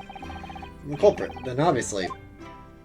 Yes, the poison surely wasn't in the tea, but if that's the case, how on earth did the poison get into Mr. Chancery's body? We'll find a clue at the scene.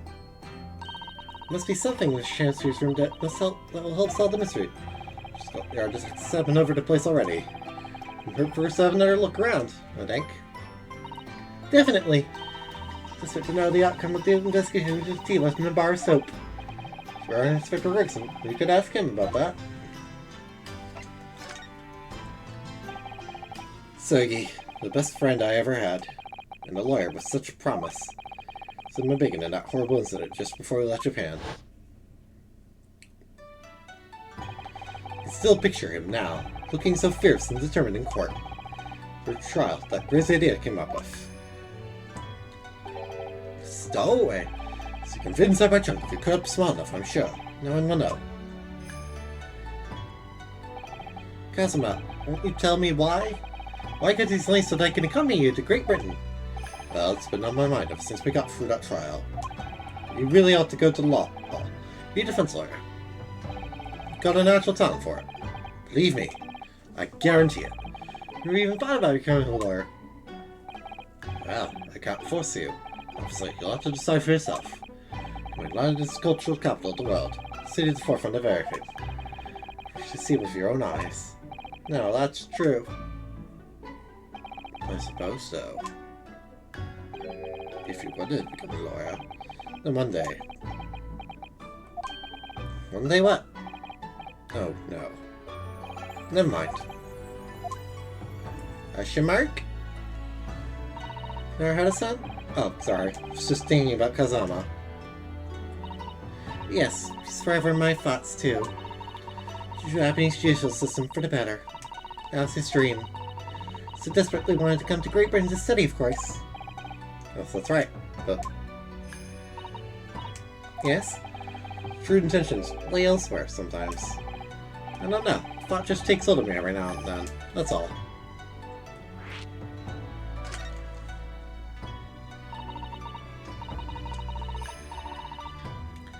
So, what do you mean by Kazama-sama's true intentions? I mean, this. Is Katana never expected to inherit this sword after Kazama passed away, of course. No, I know. It was because I asked you to take it. I have it at my side in court. Well, so, it gives me a courage. Yes. Actually, the night before he died, he told me a little about the sword.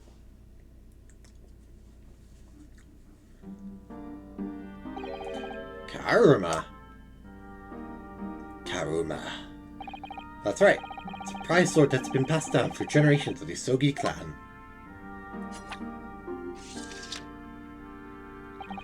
Japanese man's sword is his soul for Arunosuke. Can't be parted from my katana. Karuma guides me. I truly believe that. Such name compels its weird to slice evil in two? Not that you would be judged compelling. That subject. There's something very important that I have to do in Great Britain. You have to do? Yes. I appreciate you seeing it through with me. Of course I will. Whatever it is, I'll see it through to the end with you. I knew you wouldn't let me down. What do you mean by something very important that I have to do? I'd hoped that the answer to that question would come apparent when we arrive here, but as yet I've not found a single clue. I see. Well, that conversation was interesting.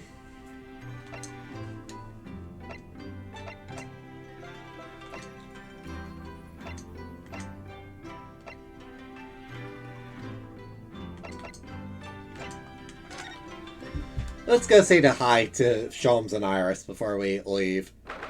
It's the 22nd February. Sholmes is sweet. Oh, no, Susie! Ray, you back? Hello, Iris. You're in fine spirits as always, I see. I am. You look as immaculately presented as ever, Susie. Oh, you flatter me. Well, you couldn't come back at a better time. Just made a pot of tea. Set some cups. Really? Thanks, Iris. Actually, what is that foul smell? Aha! The Wanderers returned to us. What on earth have the pair of you been? We've been in court? Oh, for Mr. Mustache's case. It was today, wasn't it? I'm sure I mentioned it only yesterday, Mr. Sholmes. In the guide, you did. Well, we can laugh about it now. So tell me, how did the trial go? Reasonably well so far. You managed to escape without a guilty verdict at least. Really, would have liked to see it. Must I pass the time of day with Mr. Reaper again? It's been too long. Lord Branzique's an acquaintance, Mr. Sholmes. Naturally. There's not a person in the world who doesn't know my name, Mr. Naruto. Why do I ask, but still. Mr. Sholmes, whatever is that odor? What is it? It's faint, but absolutely awful. Ah, indeed! That's in the victory, my dear fellows! Victory in science! Oh dear. Alright, I'll bite. What's he up to now? Sholmes, what have you done?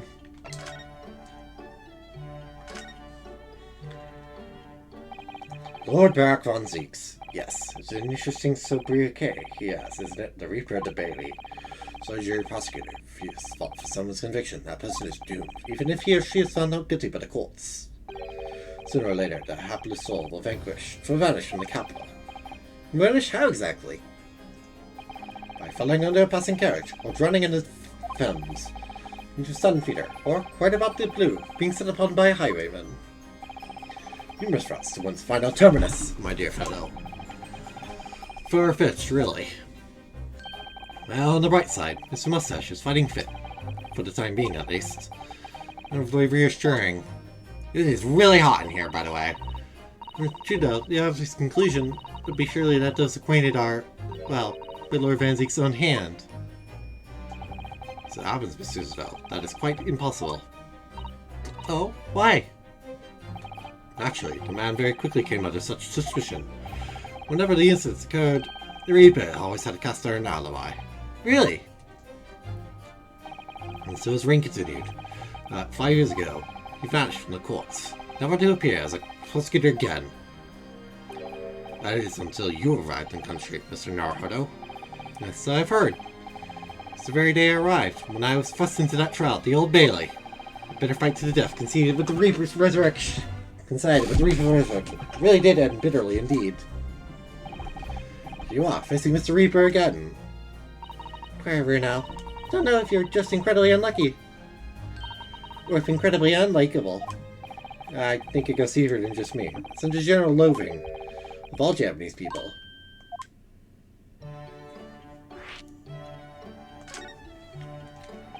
Mr. Natsume, I'm currently defending being Japanese as well as Miss Suzuta and myself. Even more keenly in court today. For some reason, Lord Antique seems to have an inherent disdain to the Japanese. Indeed. It is an interesting observation. Do you know something about it? Do you, Mr. Sholmes?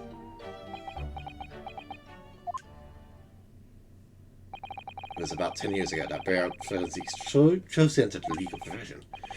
Before that time, the young man's closest companion hailed from the Empire, Japan. No! What the? Tell us more, Mr. Sholmes. What happened? I believe I've made it clear before. I'm unable to tell you anything about the affair. Oh, but...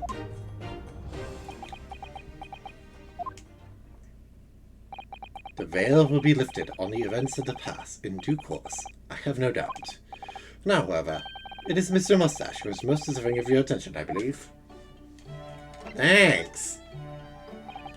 So, what is that indescribably foul smell? Ah, well. Most probably this, I would say. What is that? My dear fellow, it is, of course, Melissa's invention. Just looking to verify whether or not a tea is genuinely a drop of some tea. That's very unhelpful. Oh my! Unscrupulous sorts, manning the stalls among some tea's less frequented streets. So it purports to be high quality tea, but it's in fact merely dadleys of drab flavor. Well, it's certainly unsavory behavior. And when it's presented with what appears to be black tea, one must be careful. Iris? At the ready, Hurley. Let's add a drop of my chemical to this cup of tea here. See what happens. It's turned completely black. And what a foul odor it's giving off.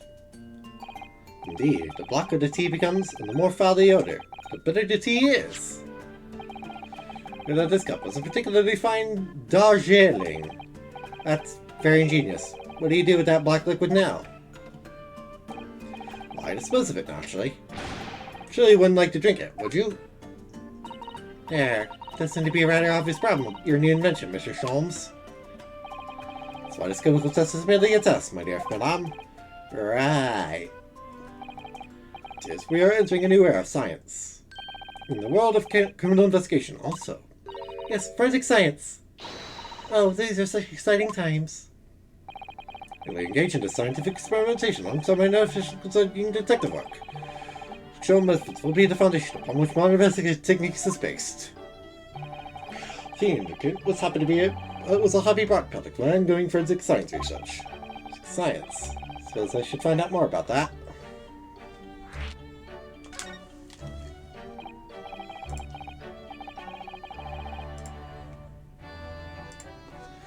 This is an example of forensic science. Indeed it is. Essential tool in cases that hinge on the knowledge of whether some tea is high of inferior quality.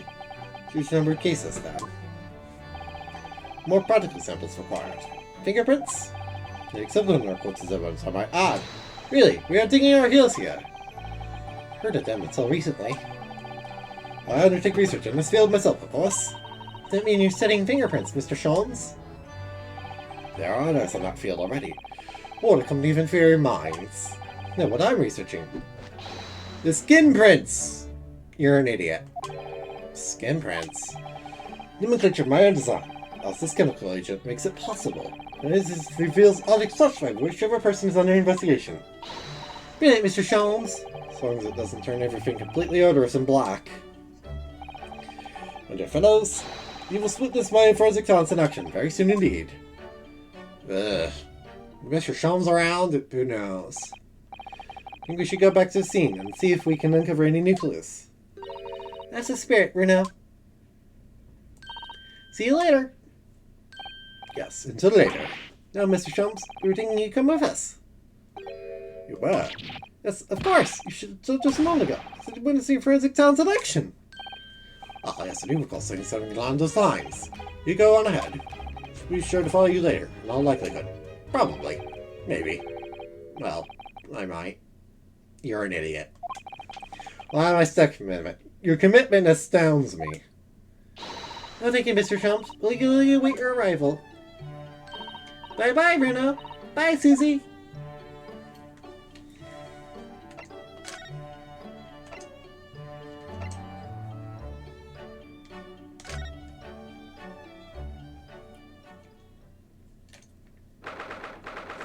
So in February, Mr. Natsume's lodgings, ground floor. Oh, hello again, Inspector Grayson. What are you doing here? Well, we were hoping to have another look around there, actually. We're a representing defendant. It has a right to examine the scene, as I'm sure you're aware. Yeah, I know the school. Oh, yes, and one other thing. Still have a lodge outside the window. Did you find it? With the tea in it? Yeah, we found it alright. Small amount of tea in it, as he said. Knew it. It's with the identification section of the yard now. Get into it. So it should be available later today. It's wonderful news. Thank you.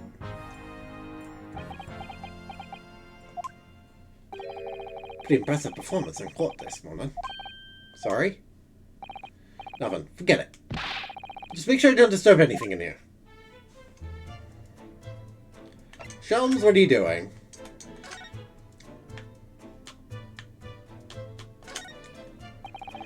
You're gonna change. You wouldn't even have any light, let alone heat. For me, London's winters can be very harsh. That's true, if you think about it. Even the wealthy would find themselves freezing if they ran out of small change. Very harsh for the forgetful too, Dad. Frankly, I'm starting to wonder if Susan's something, or if we're gonna make it to spring. That's true, we don't even have a meter at Baker Street, let alone a gas stove. Sand the floor is, underneath the meter there. Well, the water dripping out after the ice cream's melted, as you said in court this morning. Not if you're staying, isn't it? Shane's here must use an awful lot of ice coins, I suppose. Here's the idea. I'll give him that.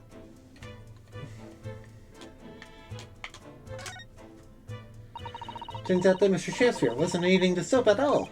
That's right. Mr. Wyatt on the plate was holding a fork and saying the salt. Yes, the priceless ice cream out of its mold. Process. He accidentally broke the bar of soap in two. It's hard to imagine, let alone deduce.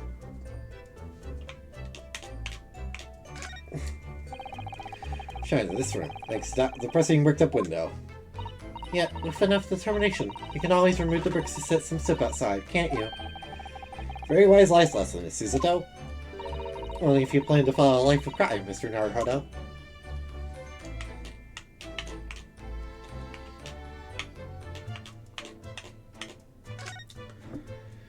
There's not much on the shelves, is there? Just this wine glass and bottle. Both of them are cracked. Yes, not much use, are they? What's the matter? Oh, I was just reminded of the Reaper, that's all.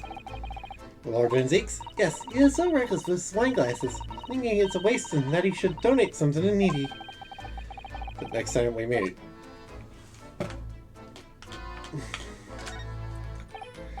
The ill-fated teacups from which the two men drank for the ill-fated night. Their heated literary debate, yes. Stronger, Romeo or Juliet? Sounds like it was quite a discussion. Think of it. I'm sure that the two lovers in the play in their doorways of poison. Let's fiction, Miss Suzuto. Let's hope it stays that way.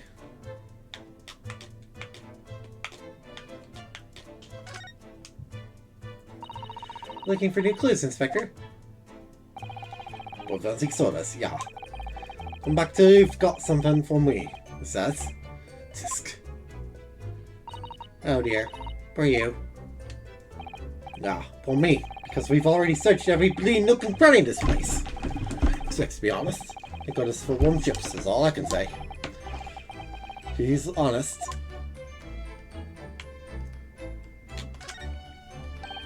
Mr. Shelms, what are you up to over there? The question, indeed. Was it not your good self? You asked me to attend the scene? Oi! What are you doing here, Shelms? What are you up to over there? What are you doing over here? Dear me, once a great detective, one is always under scrutiny, it seems. It's now the time, Mr. Shelms. Are you about to show us your forensic talents in action as you promised? With the greatest of pleasure, my dear madame.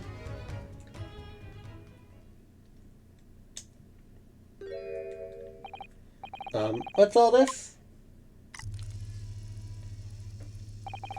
All this is precisely what you requested, Mr. Naruhodo. Relic shows sensational skin print secret gun! It's ago, I took a sample from the teacup that was used by the victim. Sample from Mr. Chancellor's cup. Each individual leaves microscopic secretions on everything he or she touches. Secretions is all I need to produce this refined indication solution. In the room with this chemical, everything the victim touched is instantly revealed with the aid of these goggles. Here, try them on. There, now spray the chemical indicator about, and all will be revealed. That's right. How do I do that exactly? You'll press of A on the area you're interested in. It's all that's required. Like this. Ah, what is that stuff? It's like fog. The chemical indicator is a pressurized gas. It's the most efficient way to cover a large area. You mentioned I discovered it incidentally while I was developing this idea. Yes, you do. Good. Sure, my dear fellow. It's on the night in question. Well, there's nothing to lose, I suppose. Let's explore.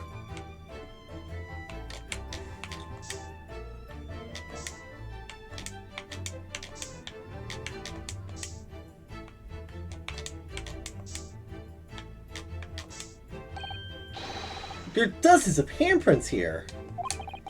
So there are, a great many indeed. So much so that it's hard to make any one individual print, in fact. It sends a chill down my spine. Perhaps he was leaning against the wall while he admired this picture? Unlikely, I would say. It's a rather dull scene after all. Not wishing to state the obvious, you wouldn't generally admire a picture from such close quarters, I feel. Oh, very true, Miss Suzuda. Mystery then.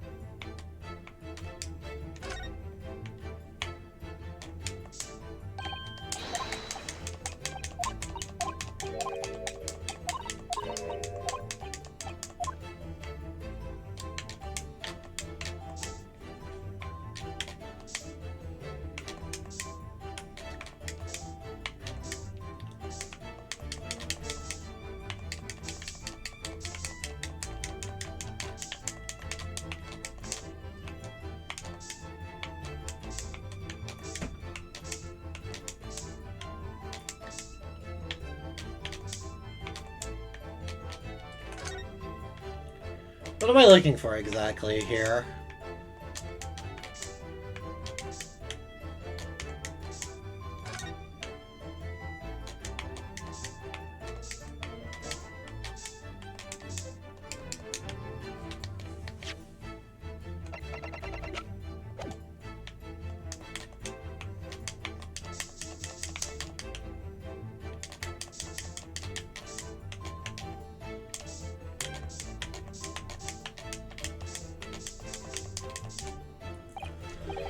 Look at all this here!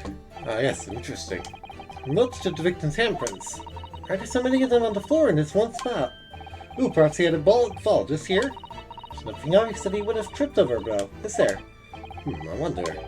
Personally, I often stumble when there's nothing obvious to trip over. That's something only a great detective would do, Mr. Sholmes. Well, this is quite a puzzle. Handprints all over the floor. Still obvious explanation. Oh, I just had to do that floorboard that I got suspicious of. Some amazing skin print indicator all over this room, didn't we? We did. There are two places in particular that are of interest, I would say. The handprints on the floor there, and on the wall by the picture, you mean? Yes, and I think the floor warrants closer investigation.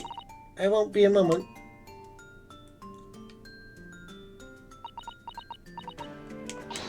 Ah! Was it Miss Suzuto? Care isn't her heart out. When the floorboards is popped up, on it up. You mean, it's a secret hiding place? Excellent work, Miss Suzuto. So, what do we have in here? Boy, what are you lot doing? Listen, stand aside right this minute. It's my job to investigate there. The need inspector, continue to dig in your portion of chips whilst we dig around in the floor here. Put me off my food anyway, Sholmes. That's exactly what I need. Secret hiding place under your floor. We'll find. A hiding place you could make use of in Japan. I don't think I could lift a straw without some money map. No, but I never expected one of these wooden floorboards to move either. Just got me wondering about the wall over there, too. You curious? Oh. Investigate it once.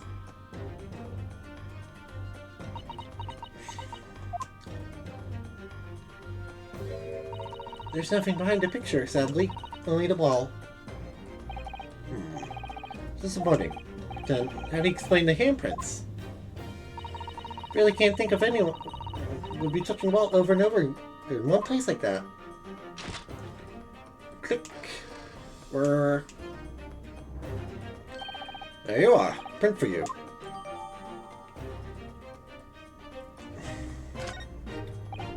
Oh, thank you very much. As I mentioned, can make prints too.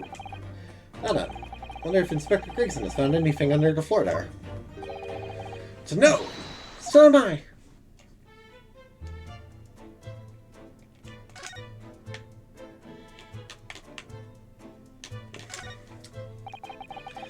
Is anything hidden underneath that floorboard there? I'm going to ask Gregson now.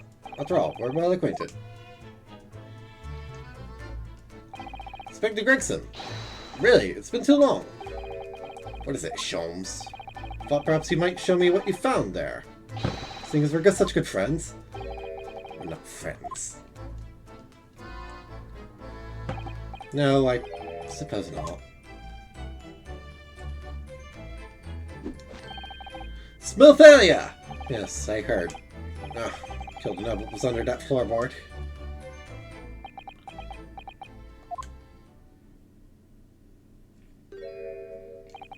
Alright then. Fair's fair. What? You did discover the hiding place after all. Suppose I should at least fill you in. Really, Inspector?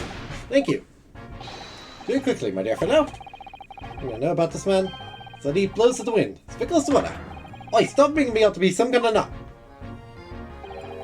With 3 arms under the floor there. Newspaper clipping, photographic print, and a tin box. Now, what do you want to know? So this was cut out from the paper about 3 months ago. It's about a convict who got sick and died while he was serving time up in Manchester. How terrible. Maybe the headlines down here in London as well. Could have been sentenced to death, you see. Not you call him first. My goodness! Committed a capital offense? Man by the name of Selden. Nasty piece of work. Burglaries and murder. Said the hoard he had knocked off was worth about £1,000. Hoard? Treasure, you mean? Jewelry like. He hidden it somewhere. No one knows where. Now he's dead. He was loved it, of course. £1,000 lost en route to hell. Some such was the headline. Strike you though. Why such an article would be so carefully ensconced under the floor?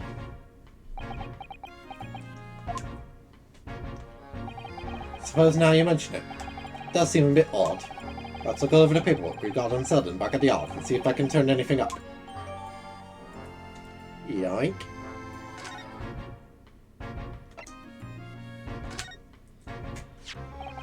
So, this is the photograph I found. It's reasonably recent to me. Is that Mr. Garrett? Yes, it would appear to have been taken on the street in front of the house here. The gentleman on the left is Mr. Garrett. Garrett, the landlord, of course. The gentleman on the right. Mr. Garrett's son, perhaps? Perhaps. You can take that print if you like. Really? Are you sure? Presume, therefore, that the yard already knows. Then the young fella, that is. Ah, is that true? Well, it's too bad if we do. Fortunately for you lot, leaking information isn't one of my pastimes. Inspector, if I may be so bold to point something out. Pastimes are for one's leisure, but this is for work. All the more reason I'm not telling you! To smell failure. I heard. I recognize that man. Why, a photograph like this is hidden under the floor. Mr. Shamsi herself isn't in it. The reference are still rare treasures in the East End. Mr. Getup is rather delighted to have been immortalized. Well, he made a proud person of it.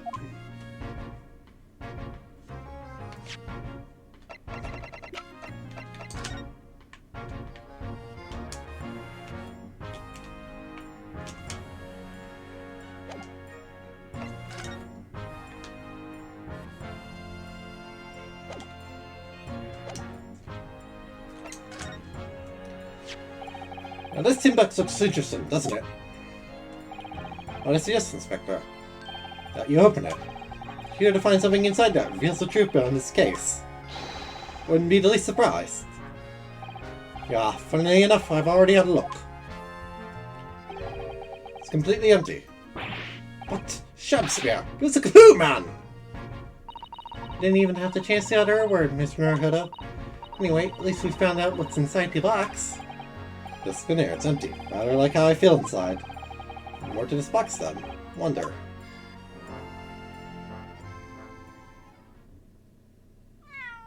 Meow. When did you get in here?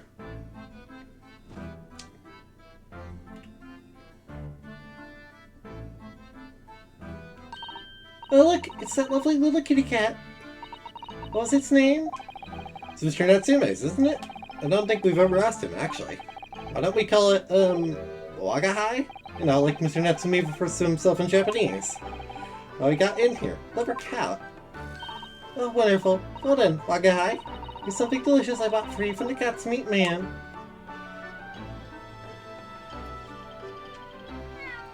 No. Look at the kitty. He's so happy. Oh. Hee hee. He couldn't be happier now. Look. We can bring some happiness to his owner, too.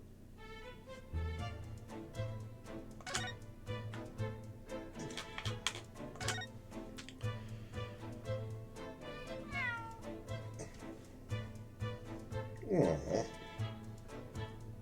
Close up of the kitty. Meow. It's a cheeky little meow, Wagahai. Oh, but he's so adorable. Could sit and watch him forever. Mikey may not appreciate that after a while. We may have an investigation to get back to.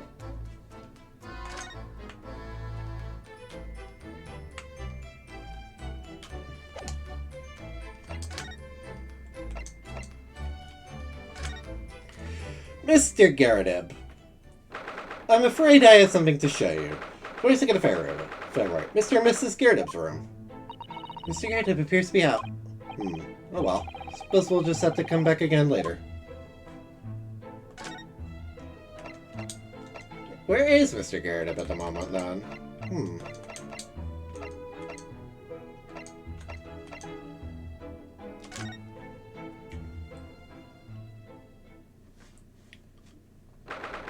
2nd February.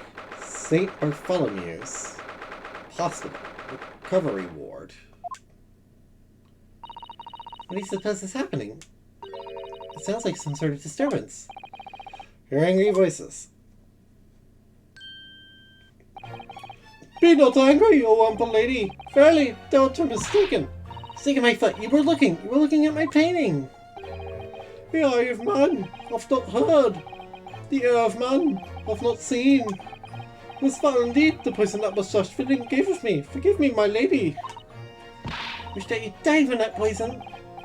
God a muscle, humble lady, but thou seest, I am figure still. Behold my Shakespeare dance.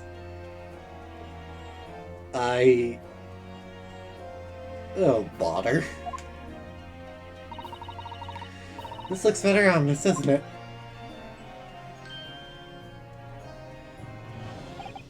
Ah, lo! 'Tis lower from the land which rises the sun. How now?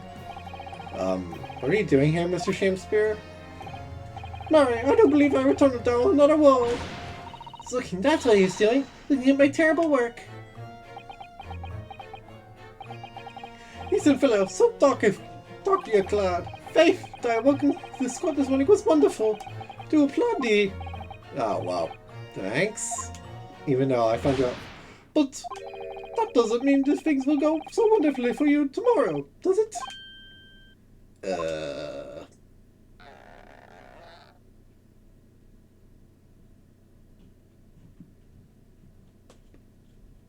You can switch moods in an instant.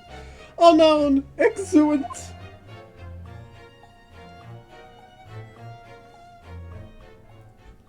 What a weirdo. Shifter might technically be the victim in this case, but there's definitely a lot more to it than that. It's very hard to pin the man down. I'm so sorry. I'm such an awful person. Ah, Miss Green. Is everything alright? Oh, yes. I mean, don't worry about me. You're about to discharge me, so must get ready to leave now. Oh, I see. We're delayed that you'll soon be well enough to go home, Miss Green. Oh dear, you're too kind. I don't deserve it.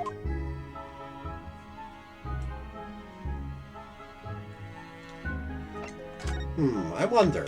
Let me talk to you real quick. So are you feeling more like yourself today, Miss Green? I am. Thank you. I mean, people do recover from ordeals like this, don't they? Even people like me. Well, yes, it really was an ordeal, wasn't it? As far as I was concerned, I was just walking alone in the snow one evening, when my own business. And completely at the blow, I was struck in the back by a knife and collapsed unconscious for days. Of course, when I finally woke up again yesterday, well, business had been cleared up already. What a terrible week it's been for you. Oh no, I'm sure I'm very lucky, really.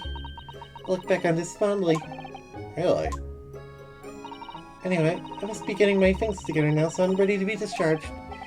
Yes, of course. Sorry to take up your time when you're obviously busy.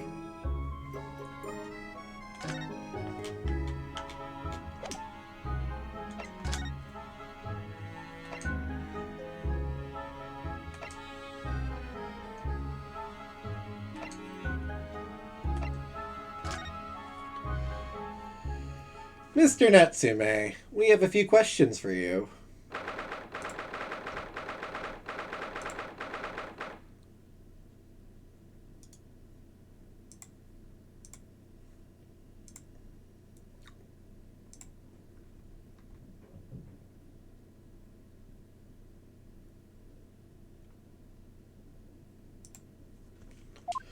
We'll go 22nd February 9, Mr. Cell 9. Oh, Mr. Natsume is fixed. So he is. Mr. Natsume, hello!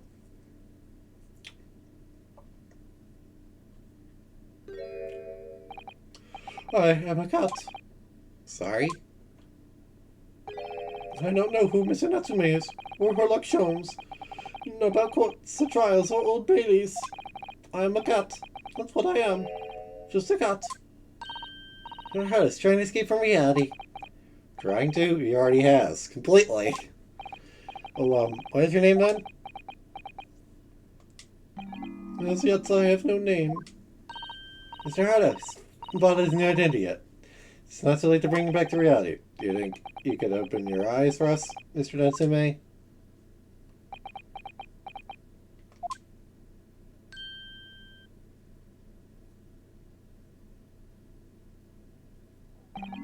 I am not a cat. Worked. He's back in the real world. That didn't last. But what's going to become of me? No. Don't answer that. It's obvious. My cursed soul's never going to escape this cursed fate. To me now, this morning's proceedings in court creditors help. Yes, your pursuit, Mr. Narhard Squire was brilliant, but we was only present in court, in my lodgings. Here, there, everywhere! What's he looking straight at me for? Perhaps there are some things we should discuss? Oh, yes, we must. Yes, we must.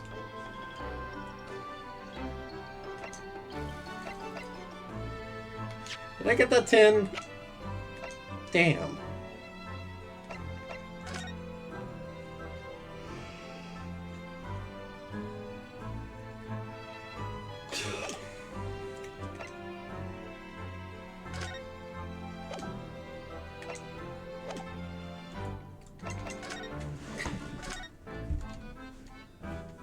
In my whole life, have I ever been so moved as I was today? No!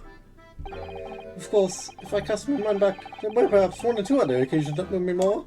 But if I just spoke as acted today, I think that courtroom was the most moving experience of my life! Look, Mr. Hello, Squire!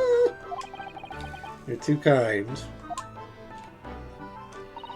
So, you're finding a remaining teeth just as sweet as this, and analyzing it as I speak. Nothing wrong with that teeth. We'll find any drop of poison in it. That's a solemn sworn, so scared certainty. Stop posing. We both drank the tea at the same time that night. Oh yes, most definitely. Remember, drink tea one top. We both poured it down our throats like it was a hot bath for our bellies. And yet he used some of it for the time. You both were completely fine. Shown by the fact that he and Mr. Chester then engaged in a Romeo and Juliet match. It must be seen, so will be how the poison was saying about the victim then.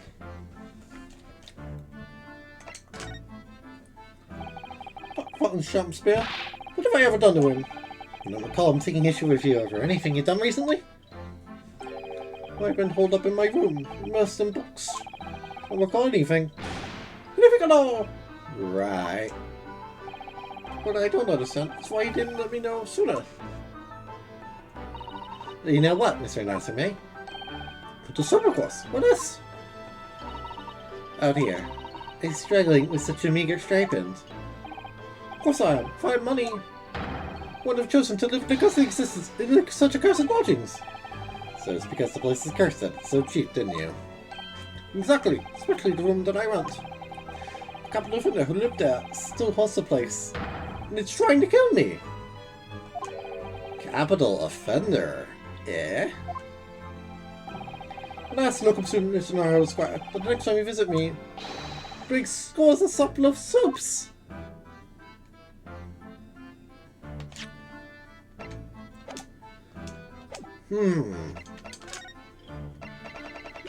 So, are you saying... What's this? It's a newspaper cutting that we found in Mr. Shamsu's room. Ah, so you knew. He did he? Sorry? But the man, Selden, convicted killer, an evil spirit behind the curse that affects my lodgings. What? So already taking one young man's life? No. He's trying to take the life of another. Miserable mustache malign Japanese man. So if you know something, please, you must tell us. There's everything you can about this evil spirit. Okay, present. I'm also going to present this photograph. Mr. Natsume? Nothing much, but... Ah, it's been too long since I've had for the present that delightfully humble etiquette of the homeland. What? Too kind. Accept it gladly. Sorry, but I wasn't trying to give it to you, actually. Well, that didn't do anything. Oops.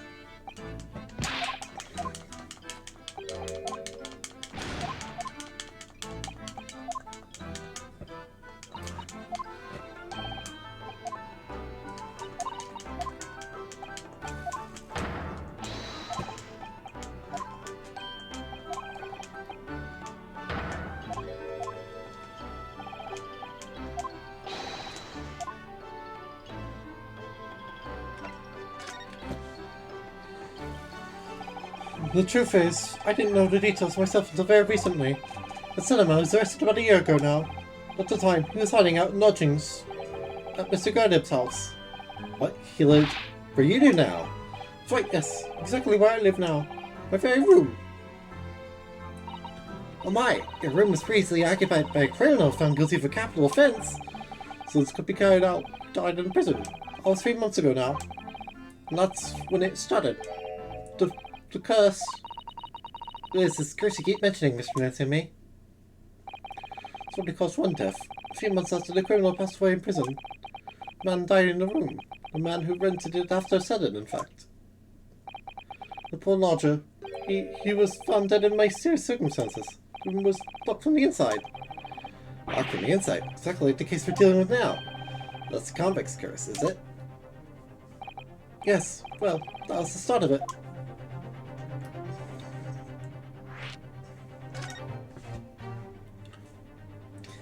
Do you have any idea how the lodger before you passed away, Mr. Natsume? The official cause of death was asphyxia. When they discovered the body, the room was full of gas. Gas? Found out after I signed the lease. Couldn't tell me later, I couldn't stop myself trembling. In fact, if I'd known beforehand, I'd probably have never been too scared to take the room. Although it's least luckily legal. Luckily for Mr. Gardev, maybe. Not so lucky for poor Mr. Natsume. Believe this curse is affecting you? It is! At first. So I was being watched. All the time. Then you talked about having nightmares, didn't you? The dead are trying to take me with them. They come for me and try to suffocate me. Just sort of struggling to breathe. I wake up. And the room is as cold as ice. But why is your room so cold? Then when it's too cold to bear without any heating on overnight. For some reason, even though I light the stove before I climb into bed at night, twilight always goes out and the room fills with gas. But that's terrible. It's exactly the same situation as what led to the previous occupant's death. The Mr. Chancellor last night, and he was seriously poisoned.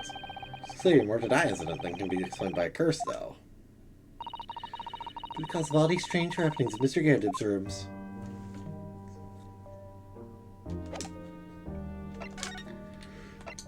Perhaps Mr. Gardeb has a few answers for us.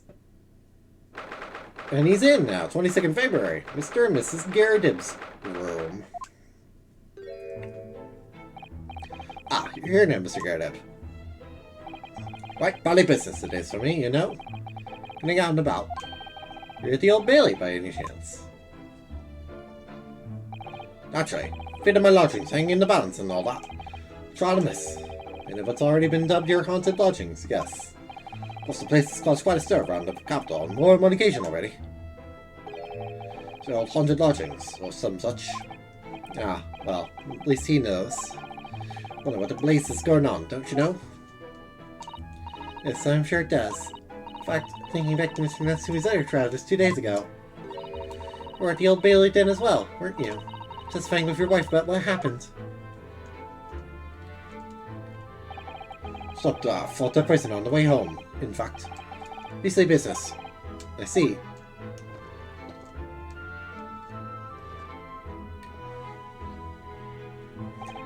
So, what brings you to my haunted abode today, eh?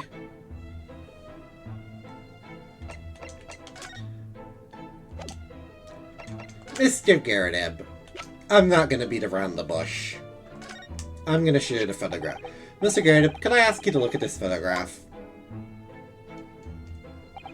Is that your son who's with you there? Oh no, not at all. He's a lodger here once. Duncan Ross was his name. Duncan Ross. Street photographer, happened to be passing, so I asked him to take a shot. Just for kicks, really. Is he by any chance the lodger before Mr. Natsume? Yes, that's right. Ah, the young gentleman who died in the room in mysterious circumstances. Mr. Mustache is waiting for, one might say. Yes, young Duncan lived in a room at the top of the first flight of stairs for that Japanese chap. Do you mind telling us a little more about him? Fantastic. Fishy fellow from the Far East, and a failed actor chap of questionable character, eh? Yes, the house does seem to have become something of a magnet for rum fellows as of late. Thanks to that bally curse. Convict's curse, you mean? Ah, heard the stories, have you? One scoundrel was arrested here. The next chap in the room goes and kills over. It's that woman who dropped dead just outside the street, not to mention the actor yesterday. The next day... Well, can't help but get the call. He wobbles, can you? You say the woman who dropped dead outside on the street.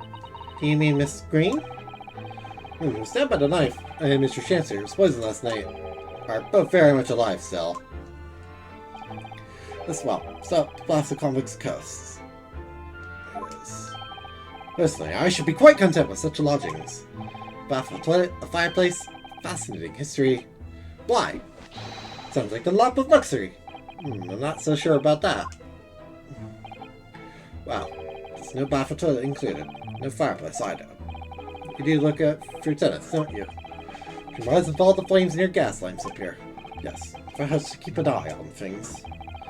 Are any mishaps or such like? You've had your mishap already, sir. For Mr. Sholmes. Forgive me. Words just came to my lips.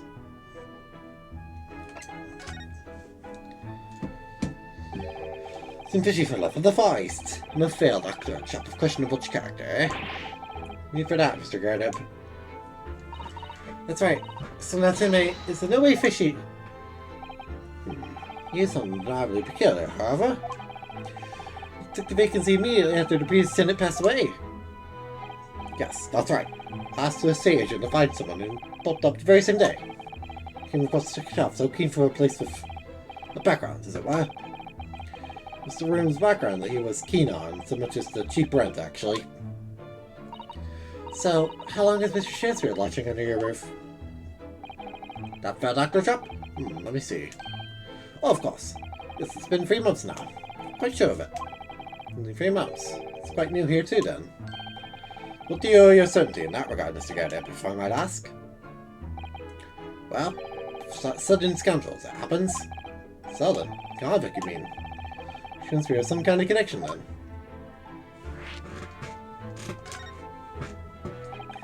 Our convict chap, Selden, passed away in a clink 3 months ago. No, see, some malady order. Yes, we've seen the report from the newspaper at the time. It was only 3 days later that the tragedian Shiroseki, the actor fellow. Really? Yes, I remember it quite distinctly. "'Tis small, this world we inhabit. Prithee, landlord, hear my request. I, the humble Shakespeare, do desire to take thy room on the middle floor, offered ever for rent." Terribly sorry, madam, but that won't be possible. I have a lodger on the middle floor. Ground floor room, so you can know. Nothing can be made, but of nothing. Let me repeat mine will ought to be. It's because we have nothing there here. The room on the middle floor is taken. It's ground floor or nothing. Very well, we have an accord. Glad to hear it. Welcome to the bride. Lower Shakespeare dance to celebrate.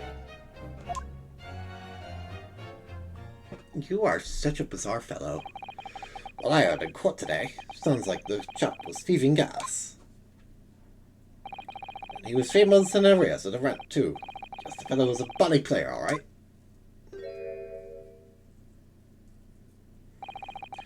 For your candor, Miss Gardeb, we are most grateful. By way of appreciation, let me say 1 or 2 words. My road, put in my crown. I have immortal longings in me. What's happened to you? Shakespeare, my dear fellow, one of his most famous lines. I wish to divulge my own learning to the subjects.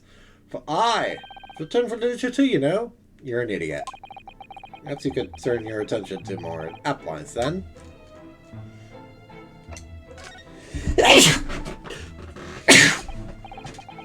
Dublin Ross, young chap was attending art school.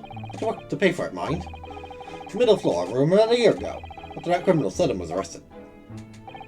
Young flumes are always on the hunt for rooms of a history behind them. Cheap rent, maybe? Yes. Yes, well, anyway, it's one morning about a month ago now. Quite worked up the old trick of watching the gas alarm to see what my lodgers were up to at the time. Suddenly, I was rather sorry to discover what had happened. The smell of gas had relieved me, but it was.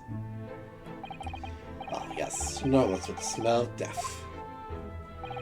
Called the police straight away, of course. Just to kick the door off its hinges. As we got inside, we all barely collapsed. Was it the gas? Yes, it was full of it. Nowhere at all. Gone up, wasn't gone off.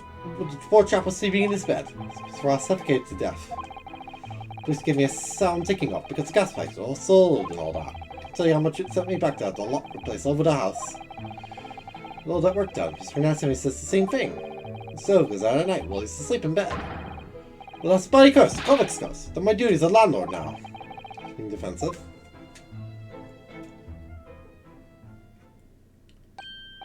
That reminds me, actually. Yes, met young Dublin, the night before the poor chap perished. I'm writing a letter. A letter of affection to a young lady. Love letter, you mean? Yes. Where did I put it now? Ah, here it is. Left it on my desk. If you'll excuse me.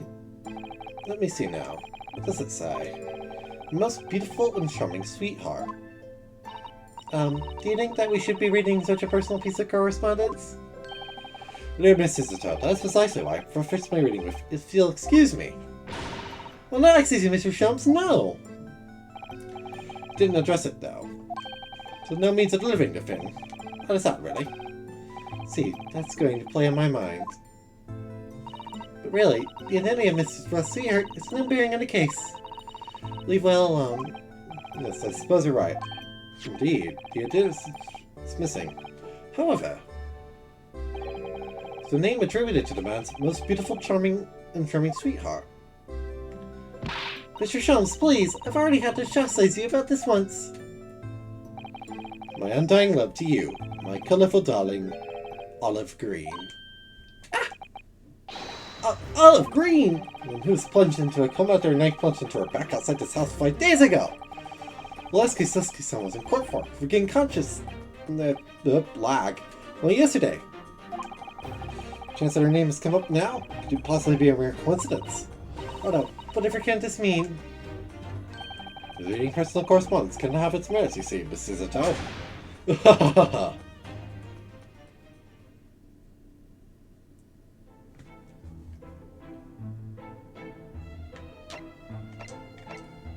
Thank you.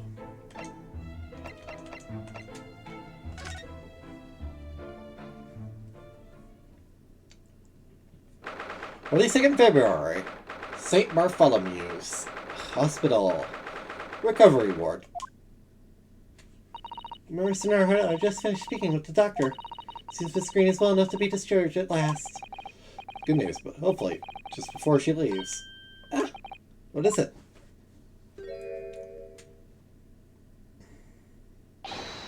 Screen!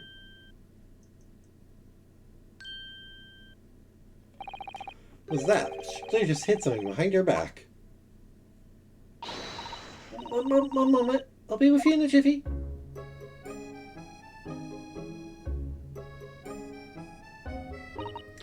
Oh, hello everyone. What are you all doing here? You said I can be discharged, so I'm just getting my things together. Miss Green, what were you just doing?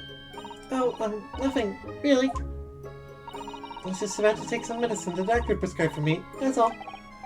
Well, we'll have another quick chat with you, if that's alright. I don't really have anything else to tell you. Right, she'll definitely be behaving strangely. Let's see if we can't coax something out of her.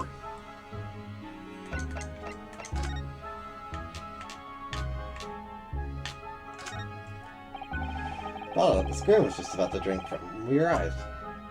Yes, she looked rather preoccupied, didn't she? Bitter. Can't stand bitter medicine. So that could be it. In fact, whenever a doctor prescribes me medicine for a number of days, I always take it all at once. Oh no! Well, you have to take something you don't like. Just get it all the way in one go, isn't it? Oh dear, and I thought it was Miss Green I should be worrying about at the moment. Achievement! Miss Green was looking at so intently before, isn't it? Let's turn our head up. We shouldn't be peeking at a young woman's proud effects. I should say peeking for gentlemen's effects only. Need that either. But you, Mrs. Zoe, shouldn't be peeking into a young man's mind either. Hmm?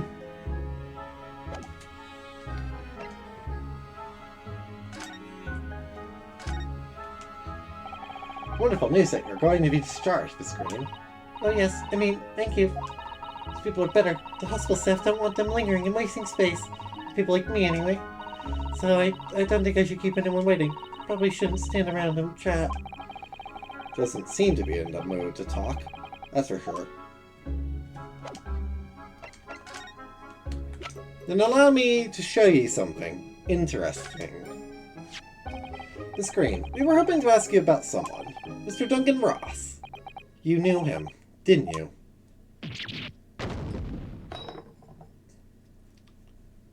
That is no medicine.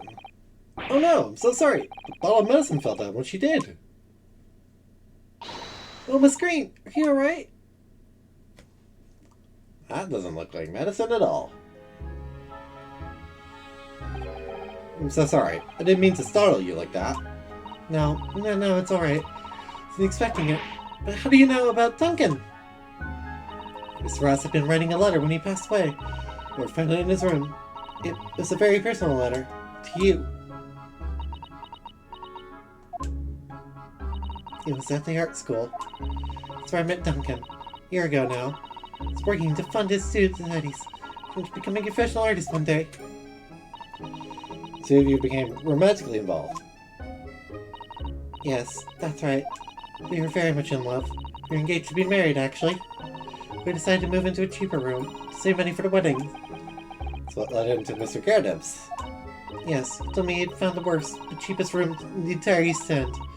Then, 1 month ago, that's when it happened. We're so terribly sorry, Miss Green. Well, it's all in the past now, I suppose. Poor Miss Green. She looks desperately sad. I think that's just her look. Now I see that she has every reason to feel the universe is against her.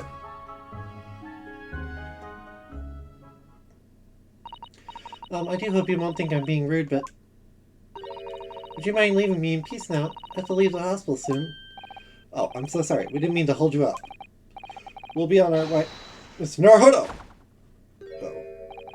Sure you were not about to leave. That's quite out of question. What? The rat! Or mouse. Well, this shows an image. Of course I was, my dear fellow. Watching intently from the shadows, that's all. Now, make your presence known next time. Your Shums, what's this about? Something which occurs to me with some regularity, Mrs. Stoke, is this. My detective insists on such an ex post facto modus operandi. Why solve a case after it's happened? Fitting a case before it happens. That is what settles the detective apart. What do you mean? It's a case waiting to happen under our very noses, Mr. Naruhodo. Avert disaster. Let us prevent this case from ever happening. With nothing but careful observation. Alright? So need I set before you. You only need look, and you cannot fail to see. You can do it, Mr. Naruhodo. No, you can.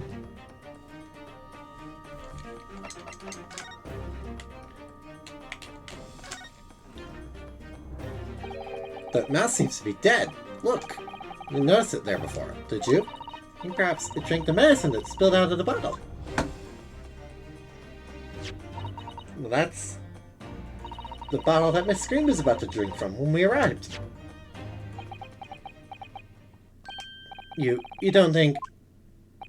Ah, so you've come to appreciate the true nature of the scene. Out of a tragedy about to take place. Yes, I think it's falling into place. Miss Green, the contents of the bottle you had before has spilt out on the floor. The poor mouse has drank it, and has sadly died. Ah! It's clear that the bottle must have contained a powerful poison.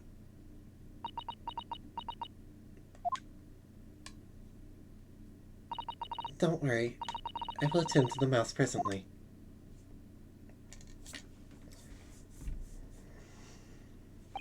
Miss Green, were you intending to go the same way as that rodent? To take your own life? Once we'd left, you would have put it in your lips again, wouldn't you? And taken the poison? No! And please talk to us.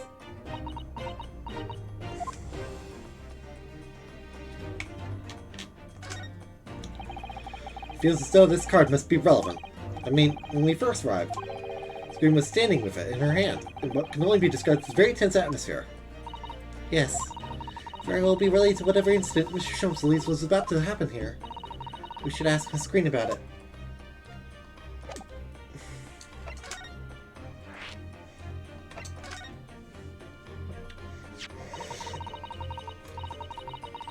Be written on the envelope or the card. Hey, wait a minute! And yet, we have the other end of the envelope, now don't we?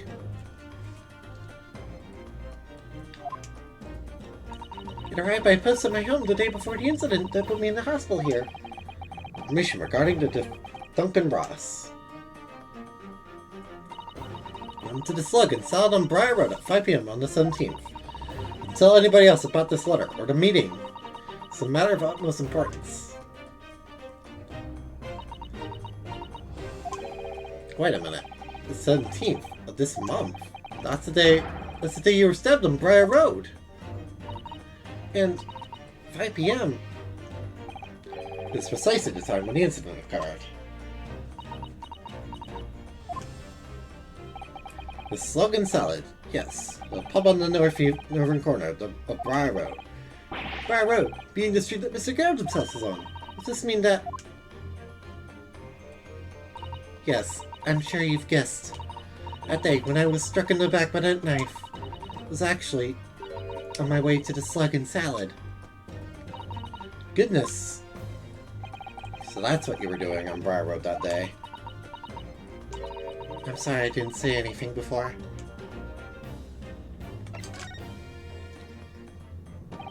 Ten seconds later, we would have arrived at a very different scene here.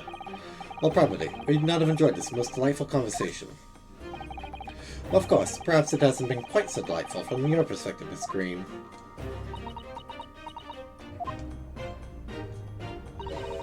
Actually, in a way, now that everything's out in the open, I feel like a weight has been lifted. Tell me, how did you acquire that medicine? Well, with this being a hospital and all, if it comes to examine me in the mornings, he always leaves the medicine cabinet open for a while. Stuck this out when he wasn't looking. Speaks to the locked label. Wonder what it contains. I'm afraid I don't really know. Thought if I drank it, it might just stop the pain somehow. Oh please, Miss Green, don't talk of such things. It's clear now that it contains poison. Poor little mess, proof of that. Oh no, oh it's not my fault. What have I done? Move this to my office, Miss Green. I take it you have no objection? No, none.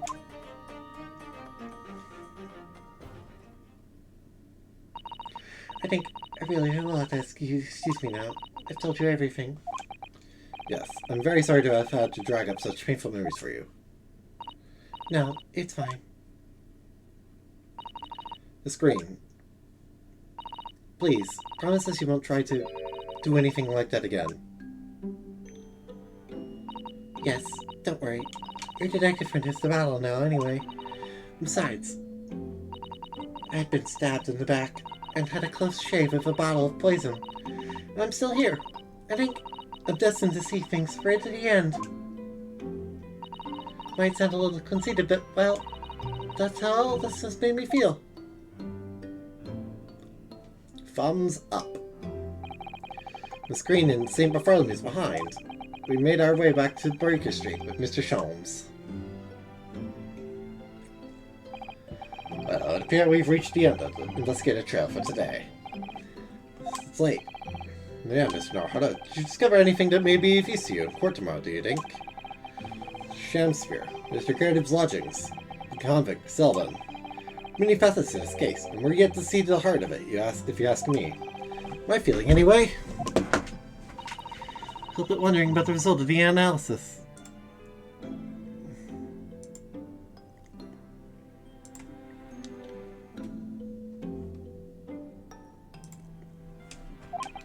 Natsume's tea, you mean? Mr. Natsume's tea, you mean? Yes, well, they have citrine in it or not. Well, I feel that either way. It will be hard to escape the grip of our friend, Mr. Reba. Oh dear. The Spark von Zeeks. Success, of course. And though I was late to rise this morning. I will be a new dawn. I intend to spring from my bed at Kuspauer and attend the trial. Mr. Sholmes! You're going to come? Indeed. Whatever happens, I shall be there. Swing my to cooperate in the morning. I think we've done all we can. All that's left is to remain focused and keep fighting for Mr. Natsume's cause till the very end. London, the world's most prosperous city, home to some 6 million people. Away from the razzle-dazzle, down back alleys and behind bricked-up windows. And when they lurk. Battled long and hard with loneliness during his many months here. So I felt honor-bound to battle equally hard for my compatriot, to lift the curse that gripped him. Someone said tomorrow would be a new dawn. For all of us. Next time, on the next episode, because I don't feel like doing this too much longer. To be continued.